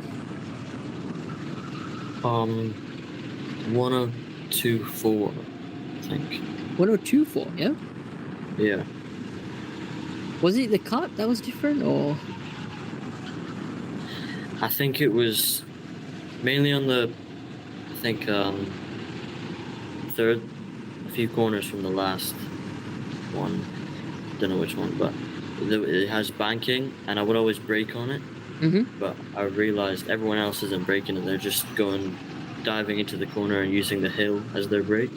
Gotcha. So I tried using that and it made me a lot faster.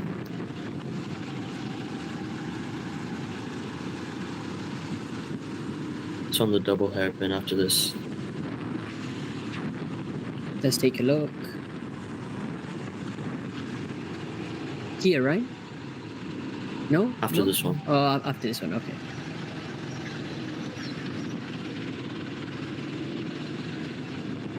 This one. Yeah. Yeah, this is that's I think a couple of times you did this corner really well. You got a nice exit over here. And you can actually see the surface change. So you can see the banking comes about mid-corner over here.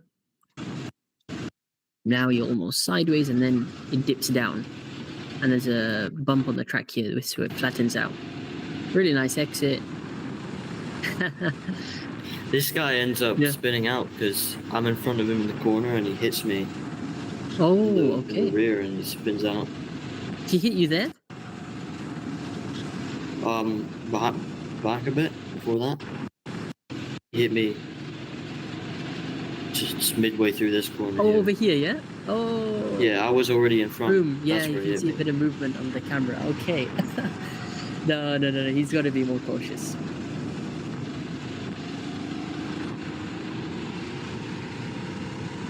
Not bad. How was your first experience then? How did you find it overall? You enjoyed it? Yeah, it was great fun. Yeah, and you can see how this is different to just doing hot laps. The racing itself is going to be very competitive. And, you know, strategy is very important, especially if we go to like the first heat. I think you did as well as you could in this one. Problem is there were lots of other aggressive drivers, and ideally when you, especially you're near the top 5, should avoid battling and just try to work together to catch the leaders. Ideally everyone wants to be on the podium. No point, you know, going wheel to wheel, compromising each other and things like that, but sometimes it's just not going to work out. So you got to take better lines to then overtake people and clear them. If they're not going to work together and you're faster, try and pass them as soon as possible. If it's a faster driver, you know, try to just follow their lines, especially this guy, in the Birlat suit. Try and follow them as much as possible, because this guy actually went up to 3rd place in the end. He was able to clear a couple of the carts, but it's about the long game and staying out of trouble. I think you experienced it all, from fighting with people pushing you off, getting black flagged. You went through pretty much everything. And what do you think you'll do differently next time?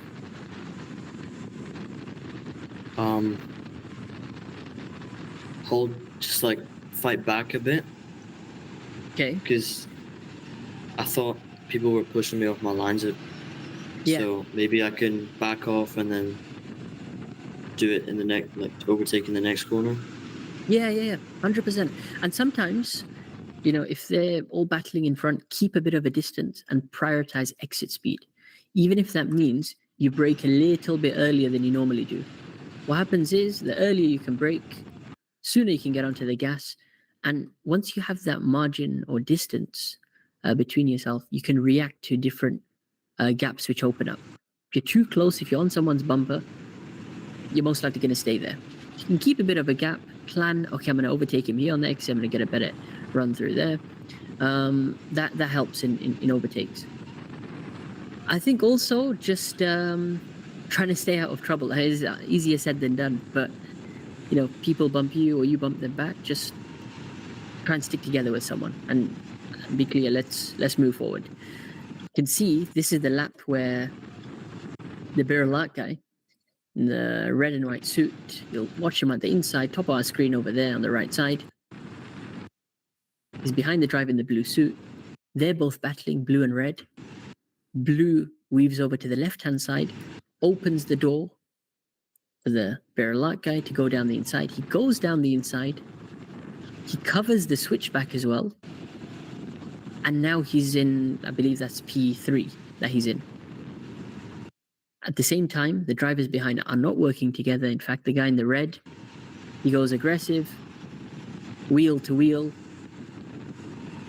still battling. Now you're going to get involved. They're, frustrated at each other, still side by side. And all of those corners, look how much he's got ahead.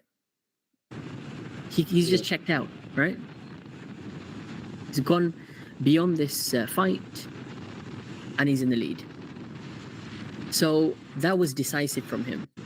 If we analyze one more time what he did, he stayed in contention. Look, he's plotting the move. He's watching blue and red fight. He's watching blue and red fight.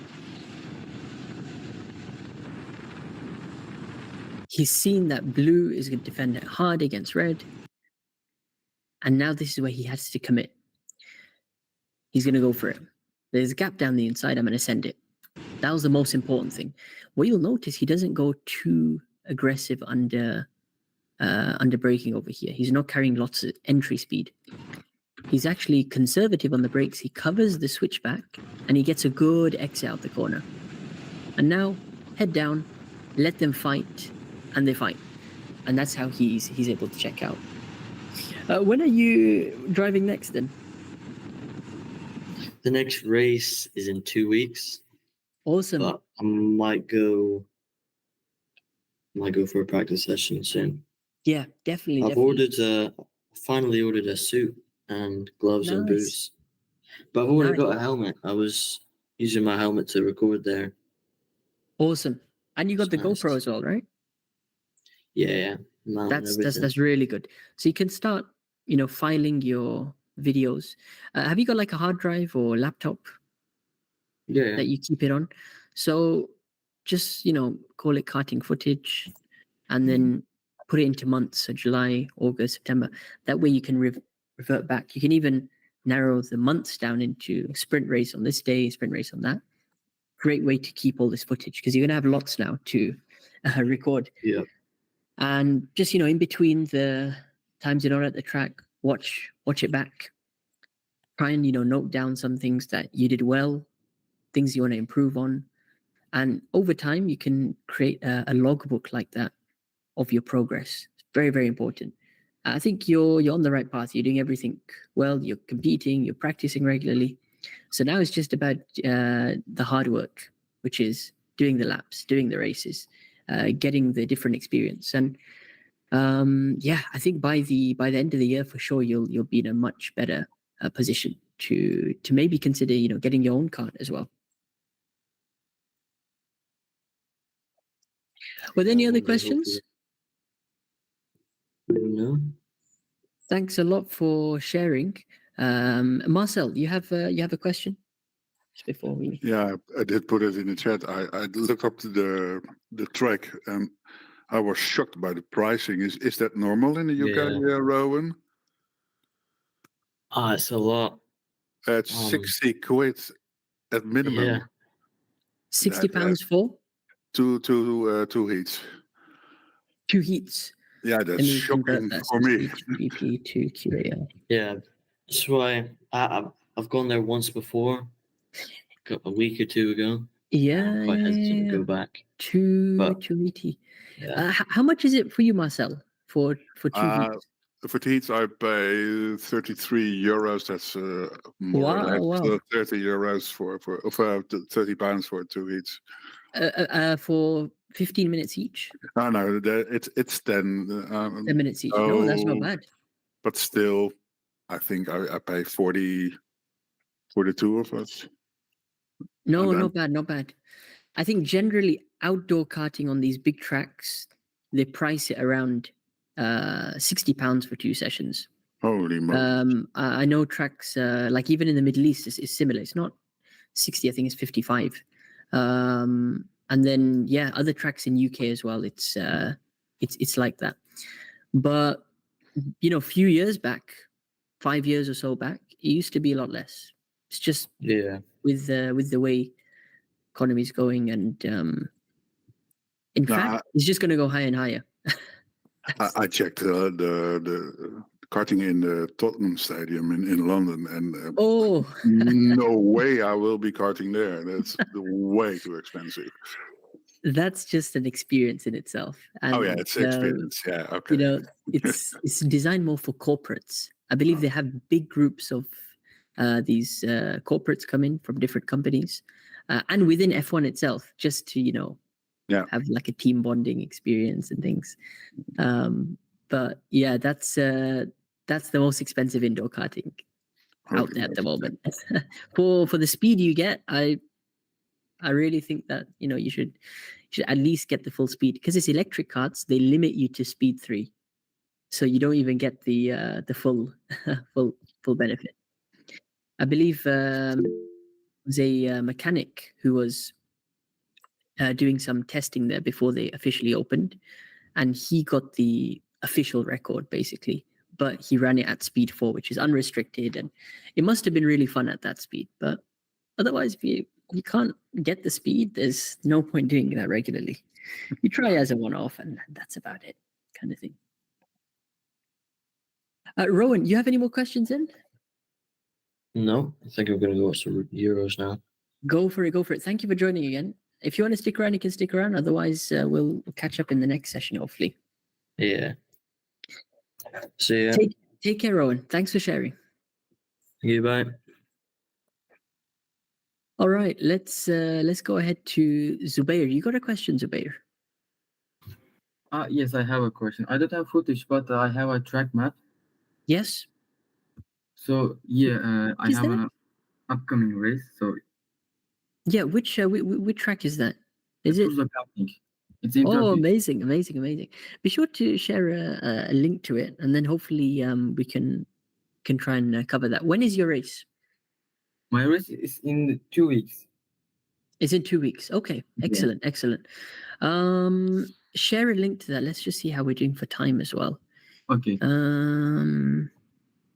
So we got about 3 more submissions to do. There is a track map in this site. Awesome. Hassan, go ahead. Yeah, my internet is very slow, so it's literally says that it's gonna take over an hour to upload it on YouTube. So I think I'm just gonna do it next time. But no worries. Is it even possible? Is it only on Sundays that you do? Yeah, at the moment we're just doing. Yeah, at the moment we're just doing it on Sundays. this is the live session. Yeah. So Yeah. fixing at this time 9 o'clock or 6 p.m. GMT on Sunday. So don't worry, we can go through it next week, hopefully. Okay. Then I will come back next week. Absolutely. Share a link to it in the Academy page, and I'll take a look through it before as well, the next session. All right. Okay. As I mentioned, you can still stick around as well. Oh, he's off. No worries. So we got Basil, we got Tassos, and we got Zubair. What we're gonna do, guys? Let's start with Basil. We'll then go to Tassos, and then we'll finish with Zubair. Okay?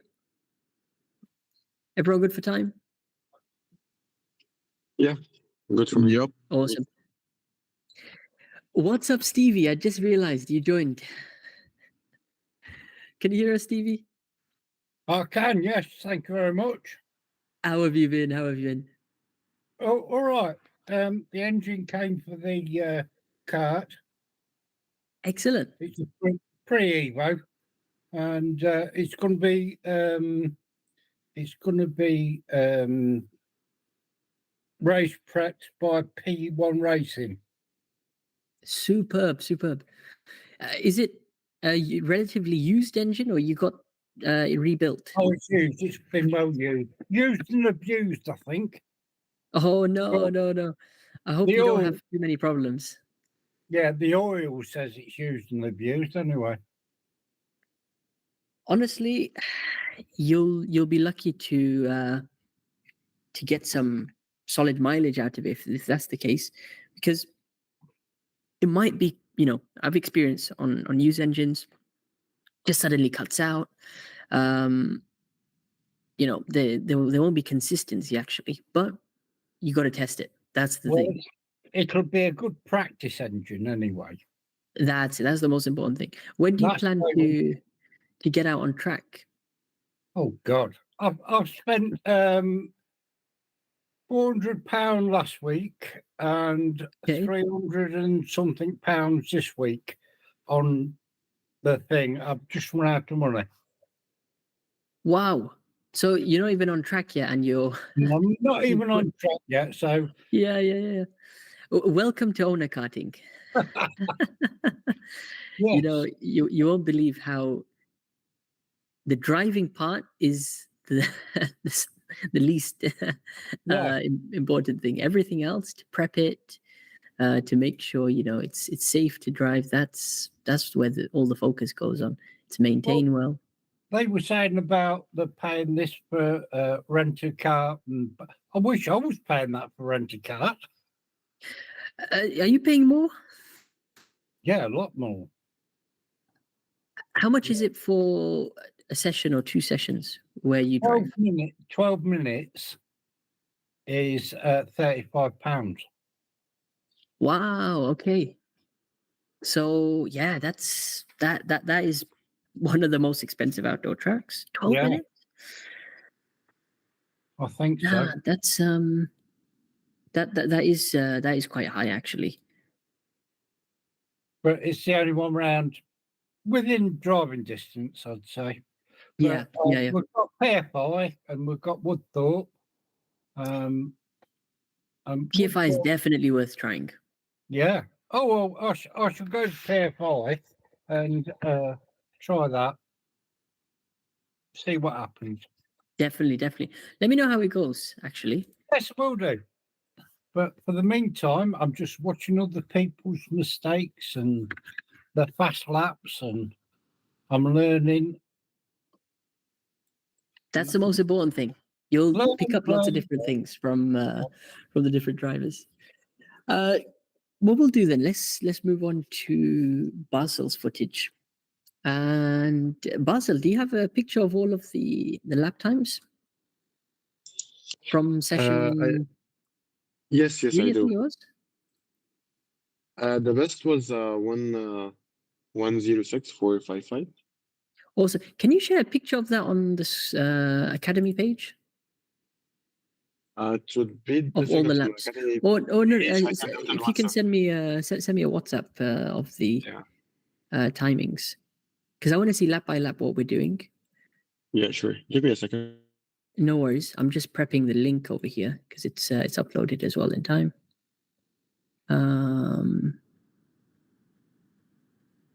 Unlisted. Yeah, keep it unlisted.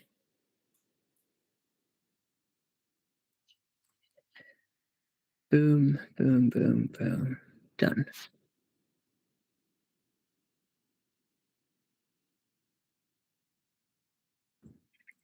Gupta, we're just admitting Gupta.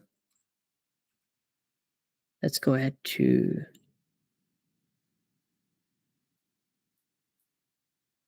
so Gupta, I've just admitted you into the academy. Welcome. And just go to the live chat. We got MC Racing. When are you uploading the 24 hours of that multi-class? Well, the raw unedited stint is already there on the YouTube channel. It's about an hour that we managed to get before the battery died. And hopefully some kind of behind the scenes video will be up by this coming weekend. So a synopsis of the race, some onboard and offboard footage, and yeah, the story of the race, if it were. So stay tuned for that. MC Racing. Right, Basil, I've just got the time sheet on the on WhatsApp. It looks like you had Omar Bahzad in the session. I'm sure Omar Bahzad, that name is very familiar. Maybe his brother is part of the karting group here, Bahzad. I know the name. Did you speak to them after the session? Yes, I spoke to the two guys, but just very briefly, and I did not get a chance Yeah. to know who is who. He might have been. I'm not sure. Maybe I'm mistaking him for someone. Right. No, I think you know him because I remember when we went out of the track, you were speaking to the three of us. Yeah. No, I had a feeling. Here we go. This is your footage from Saturday.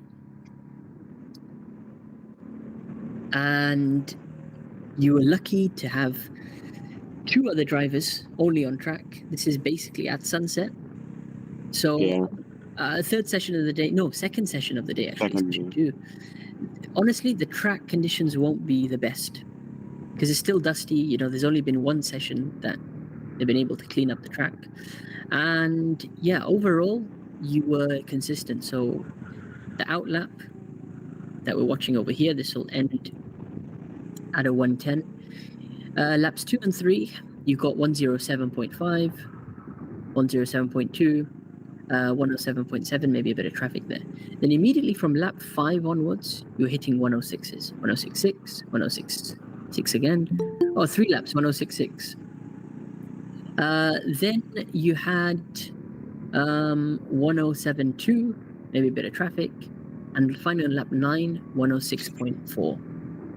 So that was a solid end to the session. I think the final couple of laps also you managed to get 106. What I'm going to do then is skip ahead to the fastest lap, see what we can extract from there, as this is lap 2. Oh, what's up, Kaiser? Whilst we find your footage. Can you hear us?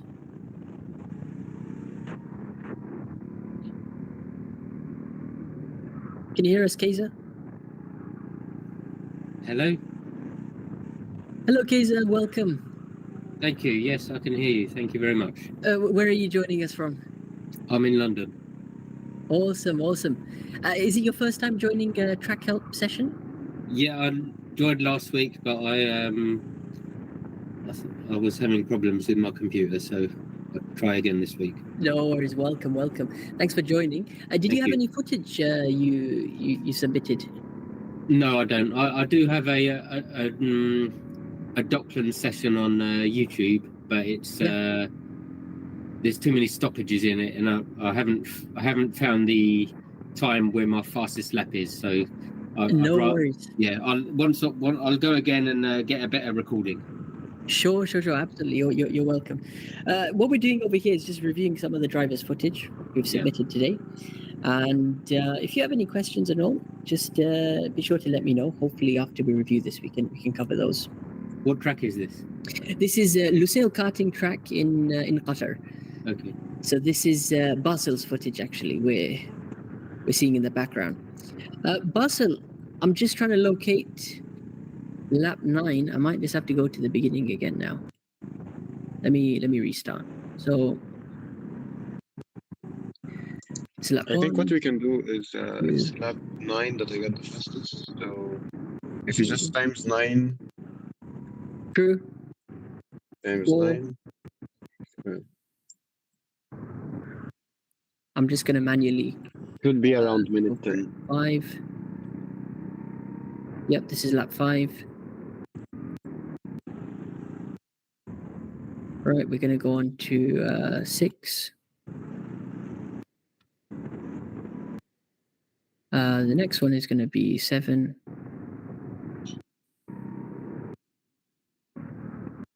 End of 7.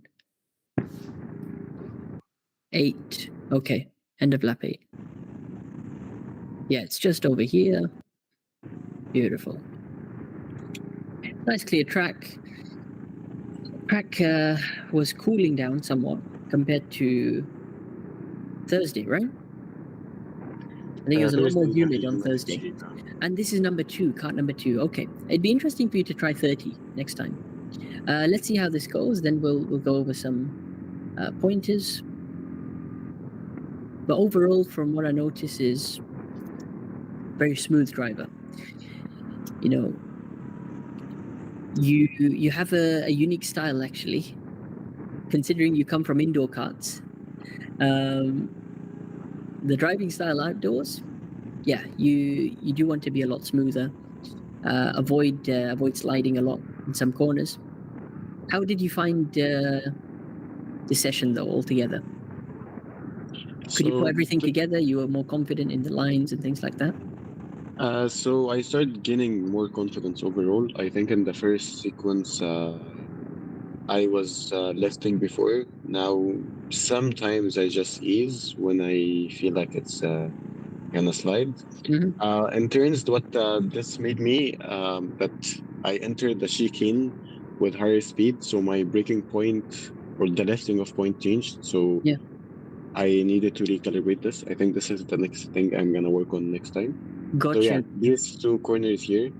Now, if you can notice my foot on the gas, I almost don't move it at all. Even here, just a very slight lift off. I'm starting to say, okay, let's try a bit of sliding. I saw like faster people who were sliding. Yeah, I think from here, it is very similar every time. You're doing these 2 hairpins relatively well, I have to say. You know, the key is to keep the revs high on exit. There are 2 braking points. We've got a final braking point just over here as well. I'm just confused because this could be the fastest lap. Because you know the last lap you overtook someone on the last 2 corners. I'm sure this is it. Because now there should be 2 laps to go. If this is lap 9, we got 10 and 11. And that looks like the 2-minute sign, right? Yeah. How many minutes are left in the session? Minute. So I think it's no, this was second to last lap then, yeah? I think this might be the last lap, this one. I agree. There is less than a minute left. Okay, so this is technically lap 11 we've just watched. We're watching, yeah? Yeah, probably. Yeah, that's lap 11. So it was the lap with traffic that you got the fastest, which I'm very surprised about. This is lap 10. And then this is lap 9. So you'll see over here, look at the end of lap 9, there's somebody obstructing the inside line and you're having to go around them. It's fine. I believe that would have been a low 106 without that back marker there. And we'll just go through the 3 sectors here very quickly. Now, on this lap, interestingly, turns 1, 2, and 3 are ideally taken flat out. That's something you can work on for next time.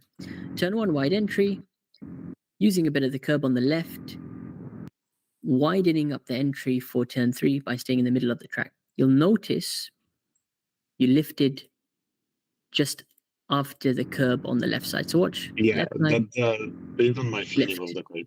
Yeah. Yeah, and it'll change from kart to kart. Early lift, now you can start laying the power down, keeping the kart stable, trying to get as close to the inside curb as possible. What you'll try and do next time is use your body weight a lot through turns 1, 2, and 3. Leaning. Were you leaning in these corners?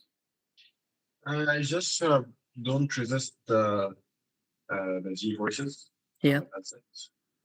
But I don't tend to, even this is my first time to try to lean forward and I think for it the human DRS.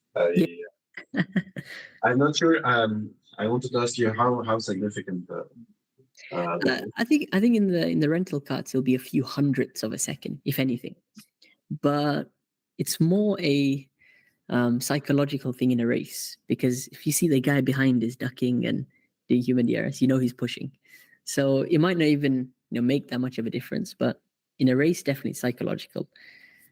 But in a race kart, it can possibly make a difference, especially on a long straight. In short straights, you don't. It should make a difference in higher speeds more than this. Definitely. I think lower than 50s or 50. I think the highest speed I got is 58. Yeah, that's still too low. Yeah. Anything below 100, I would say. It's got to be 100 plus to really see a difference. Just going back to turns 1, 2, and 3 then. In order to take these flat out, which is what we're doing now on the ideal line, we're keeping our foot pin to the floor, but as we rotate to the right now, we turn to the right for turn 3, we're really leaning our body to the left on that outside part of the seat. Idea is to load the outside tires with grip. So at high speed, kart can stay stable, and we can get good rotation. Sometimes we can even come halfway up the curb over here. Let me just switch to my entire screen so we can annotate a little.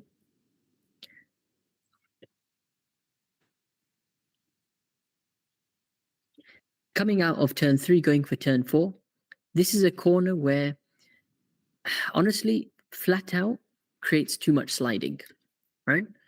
So a brief lift just after the blue and white paint starts is acceptable. And what you want to go for, just like you're doing here, is a sharp turn. What I like to do is turn and lift about 50%. So there's still some gas, 50% lift, and then immediately lay the power back down. I really like how you're just getting up to the white line. It's not necessary to ride this curb over here. And you're leaving enough space to come out slightly before you touch the second right again. The idea for the next sequence of corners is to drive in a straight line as possible. Minimal steering input, flicking the kart to the left. You can see just kissing the curb over here. Beautiful. Most important part of this track, and it's the new layout as well, is this curb that's coming up before the fast left-right chicane. Are you braking for this corner at all? Yeah, this is what I meant. So the previous 2 corners, now I'm doing them much faster than I did the day before. Yeah. So now my entry speed here is different. Yes. Also, this is where the curb caught me twice, and I went slightly too wide. So here I overthink a lot. What I try to do is lift last minute. I know my driving style is smooth, but I'm trying to be a little in this one, trying to be just a little bit aggressive with flicking the car. Yes. Get extra rotation to have then a better exit for the straight that comes up after the chicane. I know maybe the sliding here is not ideal, but then compromising the chicane for the exit, I think is better. Yeah. Honestly, this corner does not require braking, and it's all on feeling. So what you're doing is actually correct, where you want to lift off at the last moment, but the idea is to ride the outside curb about halfway. So you see on this lap in particular, I mean, we're taking in isolation. We could have use the curb at least up to the black marks. That's the limit. So the moment your front right tire goes on the curb, you should be off the gas. And it's a short period where you're going to be coasting. No brakes, no gas. You're just rolling the cart on this curb, traveling in a straight line. The moment you start coming off the curb and back onto tarmac again, that's when we initiate, number one, a sharp turn, because the moment we can do a sharp turn on this curb, as you said, it gives us rotation. You'll feel the rear end step out. And as you come off the curb, that is exactly when you need to start laying the power back down. It's so important for this corner that you're on the gas before this inside apex. Yeah. What I see a lot of drivers do is they'll try and leave the lifting or braking too late in this corner, and then they'll start lifting and braking here.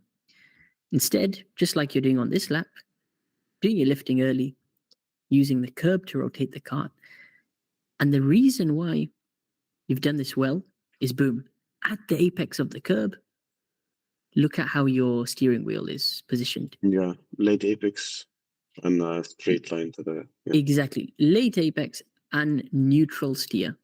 Your steering wheel is back in a straight line, which means for the following right, we can drive towards that in a straight line as possible.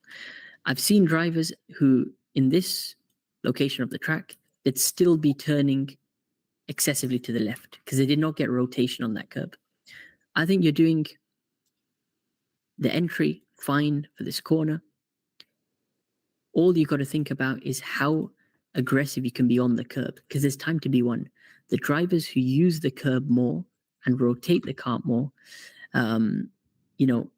gain a couple of tenths through this corner. I've seen that in the championship over here. When we do this layout, some drivers, they're quite cautious because they don't want to spin out. So on corner entry, they lose time, and on exit. It's a confidence thing over here. It's totally normal what you're feeling. And remember, you've only done a handful of sessions so far. So it will take 10, 15 times or sessions to finally get the rotation done over here. Kesa, go ahead. Hello. Can I ask a quick question? It's Yes. something that I'm having a fundamental issue with, and perhaps you can help. Yes. I noticed this footage where he's on the right now, and then when he approaches the hairpin at the next turn. Yeah.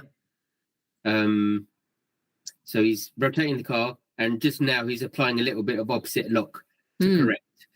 So I think my issue is for fast corners where you don't necessarily slide. I think I'm okay. Even medium corners where you may skid a little bit, I'm okay. But where I'm having an issue is the slow corners and the hairpins. Now, I think I'm going too slow around them because I understand if you skid, you're losing time. But do you have to get a fast time, do you have to be on the knife edge always? Yeah. I.e., do you have to try and rotate it and correct it and not slide too much? Is this what is called the slip angle of like 3 degrees or something? You have to be within that. And if you're not slipping, it means you're going too slow. Is that right? Yeah, you're leaving time on the table. So the idea is you don't want to be Tokyo drifting through a corner, right? Yeah. And what happens then is your cart will come to a complete stop. With the slip angle, it's on that knife edge, as you said, and you're immediately back on the gas. So you're building speed back up as you're correcting.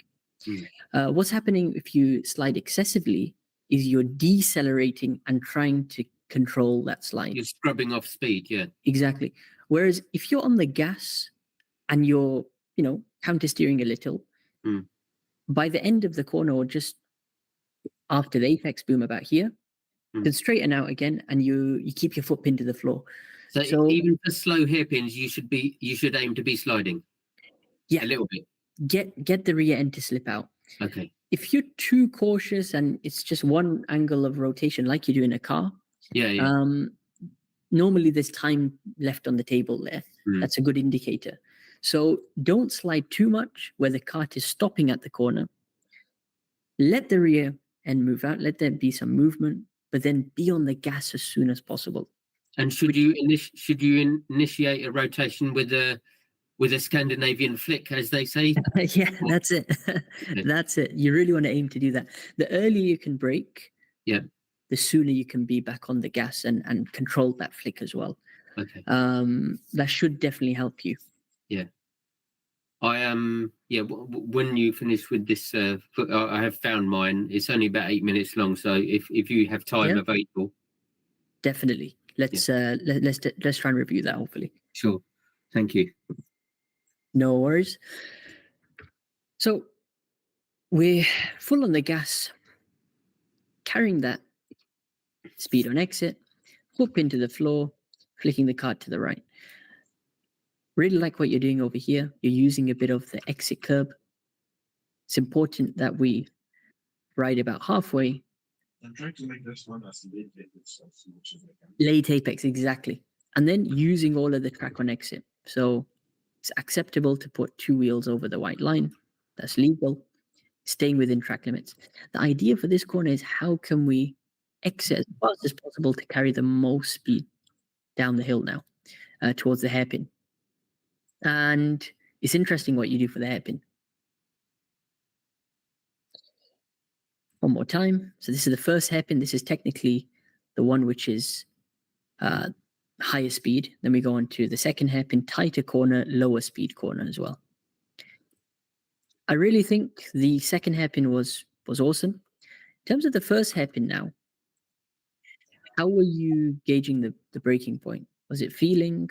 Was it? So here it's one of the each one I'm satisfied with because I have to listen. Sorry, a quick thing. Is your mic near you? I'm just finding it hard to hear you. Perfect. Can hear you now. Should be better now? Much better. Yeah. So what I was there's 2 ideas here. Like brake a bit hard and take it tight and stick with the track limits after the corner, or don't brake as much or brake late and flow out of the corner and then come back to prepare for the next one. So here I was trying. This is me flowing out. Yep. And other times I would turn a little bit later, but I have let's say more of a later apex in this one, so I'm closer here. You're tighter on the right side. Yeah, it makes sense.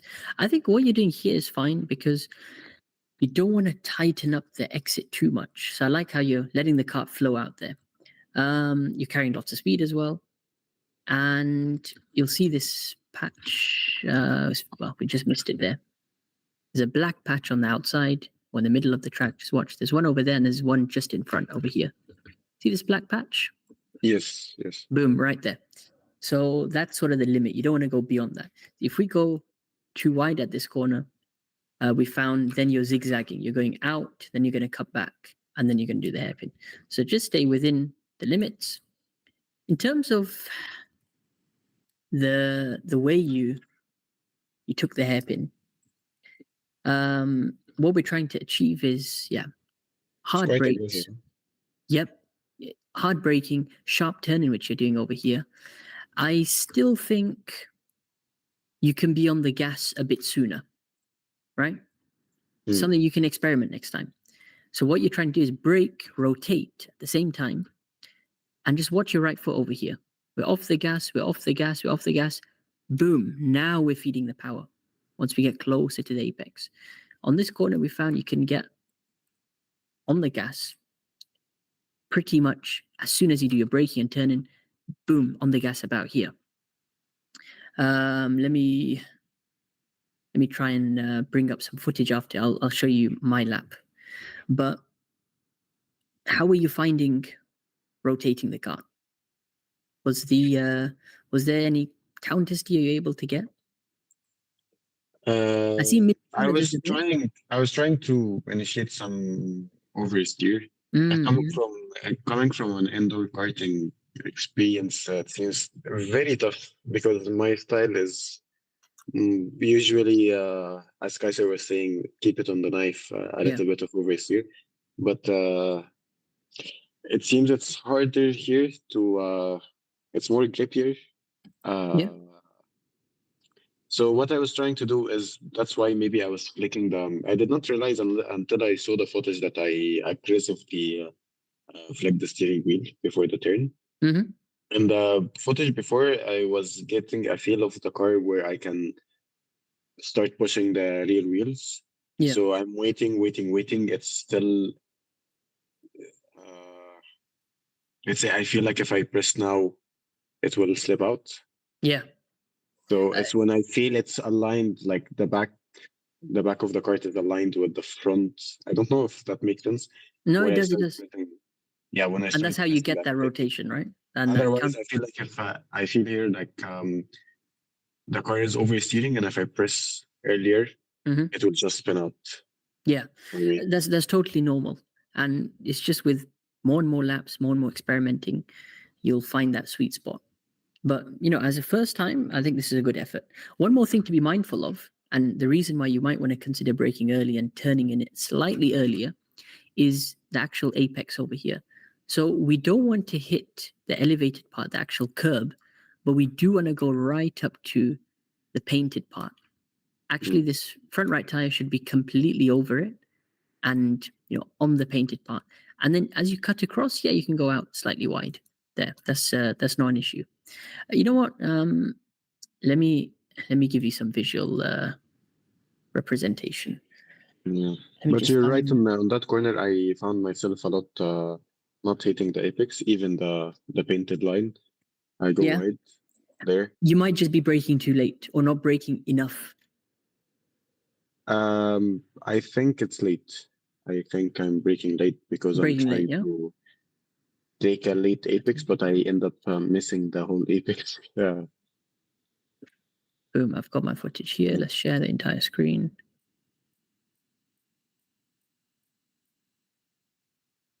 Okay.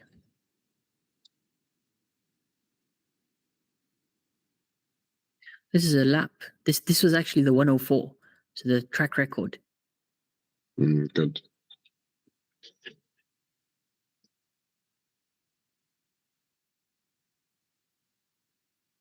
I think it's lagging a bit. One more time.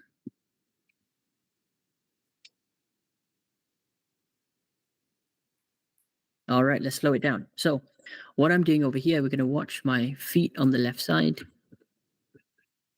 Watch over here. When does my foot go down? Boom. Okay. So you could say it's not too deep because that's the end of the blue and white curb. I'd say just after halfway, but it's a hard braking period. Now, initiating hard brakes, I'm being relatively aggressive with the initial steering input, but you'll notice that a lot of this rotation has been initiated by the brakes.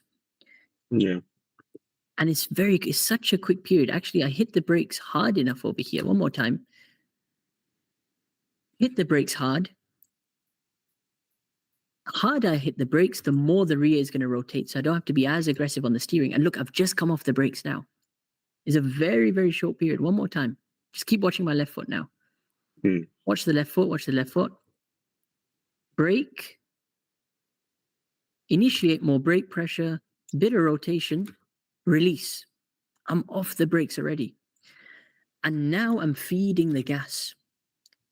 And in relation to the corner, look how you're early ready. You're ready set it for the corner here. Already on the gas. So we're building up the speed. I've turned in early as well. So now, as I put more and more power, the cart is going to step out a bit more. It's fine. Keep your foot committed. And in terms of the white curb, you see what I'm talking about? We're going over this painted part. You want to skip the elevated part because that unsettles the cart through this corner. So just skip through there.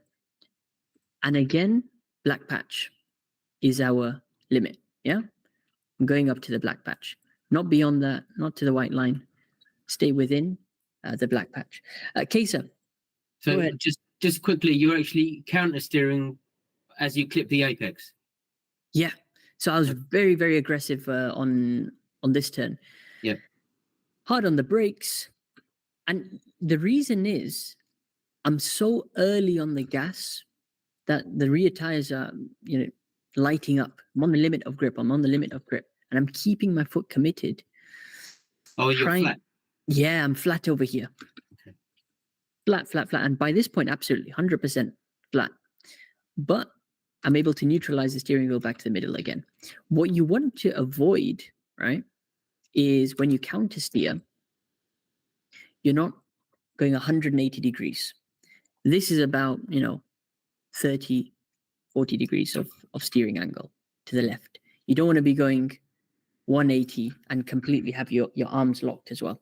Yeah, and when you do that hard brake, have you got a little bit of lock on, or you feed the lock in after you brake? Yeah, there's initially, no, it's a lock pretty much straight away. So hard on the brakes, maybe give it a bit extra just to get that rotation, and then that's it. Boom. Thank you. No worries at all. But how do you feel like your rear end? Are they like at this stage they're squeaking? Or yeah, ever so slightly. It is. Okay. It has to be on that limit. A bit of squeaking here and there is not an issue. All right. Now, I'm just going to show you how I take the second hairpin whilst we're at it. I do a wide entry, hard on the brakes again, slight bit of counter steer, already back on the gas. More importantly, we're riding this inside curb, right? So we can carry the speed to the exit. Watch what you do. I go wider, I turn later, and I take a later apex. It's completely. Watch again. So, wide entry. Yep, late This one turn is in. Yeah, late apex here. More importantly, you're getting close to this curb. A lot of drivers, they struggle to get all the way to the inside there. I still think you can be slightly more on the curb. That actually gives you a boost for this corner in particular. The line overall is really good. Like, solid effort. From the outside edge, rotation to the inside edge. The only small thing is try and initiate some more counter steer, meaning get on the gas earlier or be a bit more aggressive with the brakes. Okay. And get back out wide. Now, one more thing is very, very small thing, and you won't even notice it. It's actually the entry of the second hairpin. You see how the curb starts, the elevated curb starts now on the right side? All right. The moment you put a tire onto it, right, the cart is raised on the right side. And suddenly, see over here at the end? It will drop off. Yeah, it drops off because it's the curb ends and then the paint continues. So boom, the cart actually dips slightly. And it's a mini shake. Just watch that. Just watch that ever so slightly. You'll see your cart shake a little. We're on the curb. We're off the curb. Boom. Yeah. Very, very small shake. And you won't even realize it. What I'm trying to do is actually avoid that. Coming out this first hairpin, staying off the curb, going until the white line, yeah? So we're having the smoothest run possible and turning in early. This hairpin, the earlier you go, the easier. So early turning, get on the gas early, easier it is to get onto the inside curb. And yeah, you get a nice exit. Now, final sector, the most difficult sector. Everyone struggles over here because... Yeah, but it's fun because you can try many different things here. Absolutely, absolutely. Unfortunately, it's skewed because of this driver, so maybe... Yeah, here I had to go wide. This is a clear lap. Let's watch this. I don't think this will be particularly different. Wide entry. This is not a... Yeah, I still think... Fine, we can work with it. We can work with that. I like the exit through there. Final two corners, you're keeping it tight. Not bad at all. Just want to see the exit over here, inside, until the white line. Beautiful. You did that right. Yeah, let's go to the next lap. You did this quite well. Entering it from the middle, what you want to do on entry is look towards this light post in front, so you naturally keep a gap to the inside. We don't want to enter this sequence too tight. Go deep in the corner.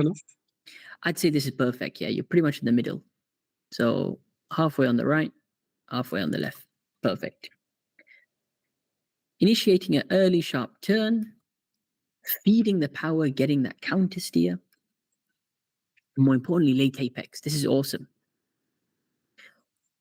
What you want to avoid now is doing a zigzag where we go to the right and then we go to the left.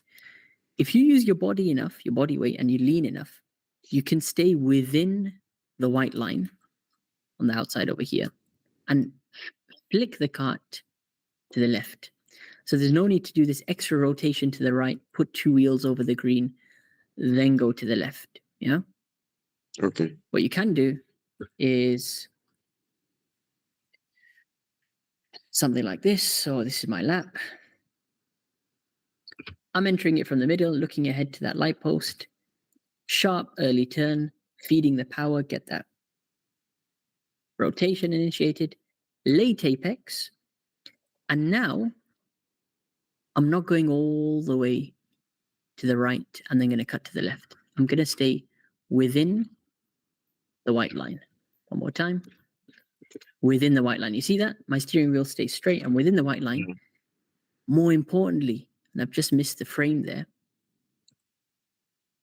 steering wheel as straight as possible, and then, boom, early, sharp turn. You can see, really trying to initiate rotation. However, as I do this early, sharp turn, I'm also leaning my body to the right-hand side now, the opposite way, loading the outside tires with grip. The idea is we want to take this sharp left-hand turn flat out. No lift, no brakes, flat out. Just initiate. Sharp early turn, lean to the outside. So we get rotation. You can see by leaning excessively, I'm already able to bring my steering wheel back to the middle. Yeah. Keeping it at a relatively neutral position. Mid apex, and on the exit, we're touching the outside white line. So we're making a perfect arc over here. But look at our entry. We don't need to be all the way on the outside. Stay within the white line. Sharp early turn, lean out. Load the outside tires with grip. Foot pin to the floor. Keep your foot pin to the floor. Smooth exit till the white line. And even your exit is not as wide as mine. Like you said. Yeah, that's a small thing that we could say from this lap, I believe it was, yeah. So for this time, see here you stayed within the white line. You can just be a bit more aggressive, and yeah, this is not bad. You're bringing it back to pretty much the middle. That's the most important thing. Doesn't matter how much you go over this line, as long as you bring it back to the middle. Don't want to waste meters. What we don't want to do is zigzag again, go out and then come back in. We got low speed over here. These are low horsepower carts. Keep it in the middle. Sharp early turn again, lean out, leaning to the left-hand side this time. Close to the first apex and riding the second one over there. And that's basically a lap at Lucille. If we recap with your best lap, if we can get this in full screen. This is it, I believe, right? Yeah. Yeah. Turns 1, 2, and 3. We discussed let's eliminate the lifting now and use our body weight more to lean. Try and take the sequence flat out. Keep doing turn 4. Exactly the same, really smooth line over here. Turn 5 is good. Turn 6 is good. Approaching turn 7, the entry should be wide on the curb. Experiment now. Feel free to get up to black line on this side.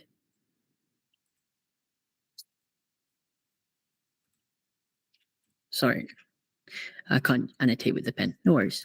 Yeah, get onto the curb, coast for a short period, use the curb to rotate the cart. Just like you're doing over here, make sure at the apex, steering wheel is as straight line as possible.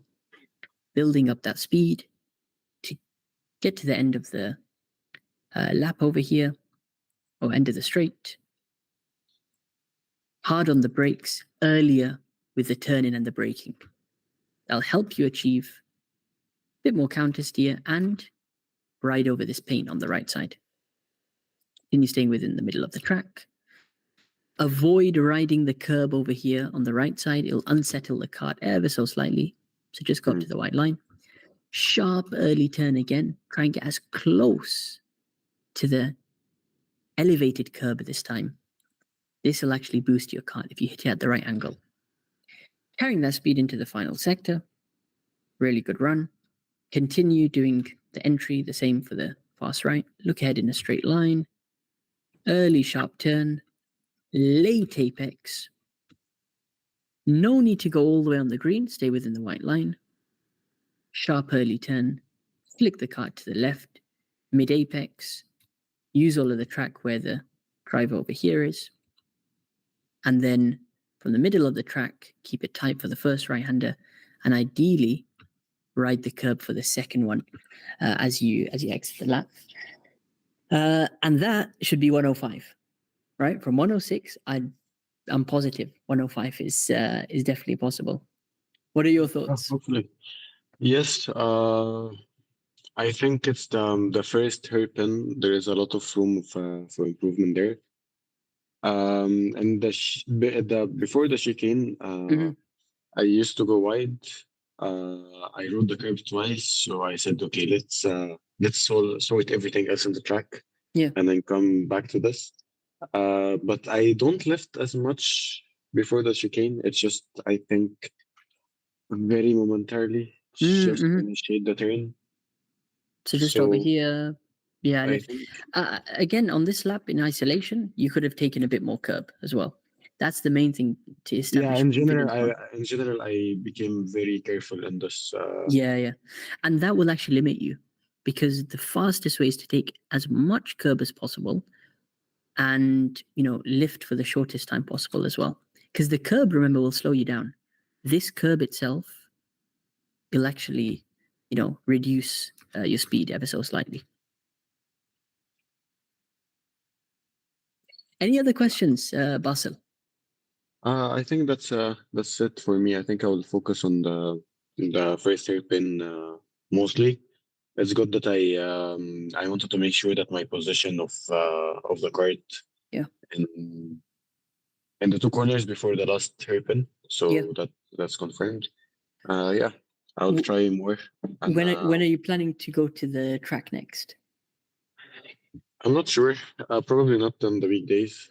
Maybe next. Well, they only open on the weekend, like Thursday, Friday, Saturday. So we'll definitely catch up one of the days there.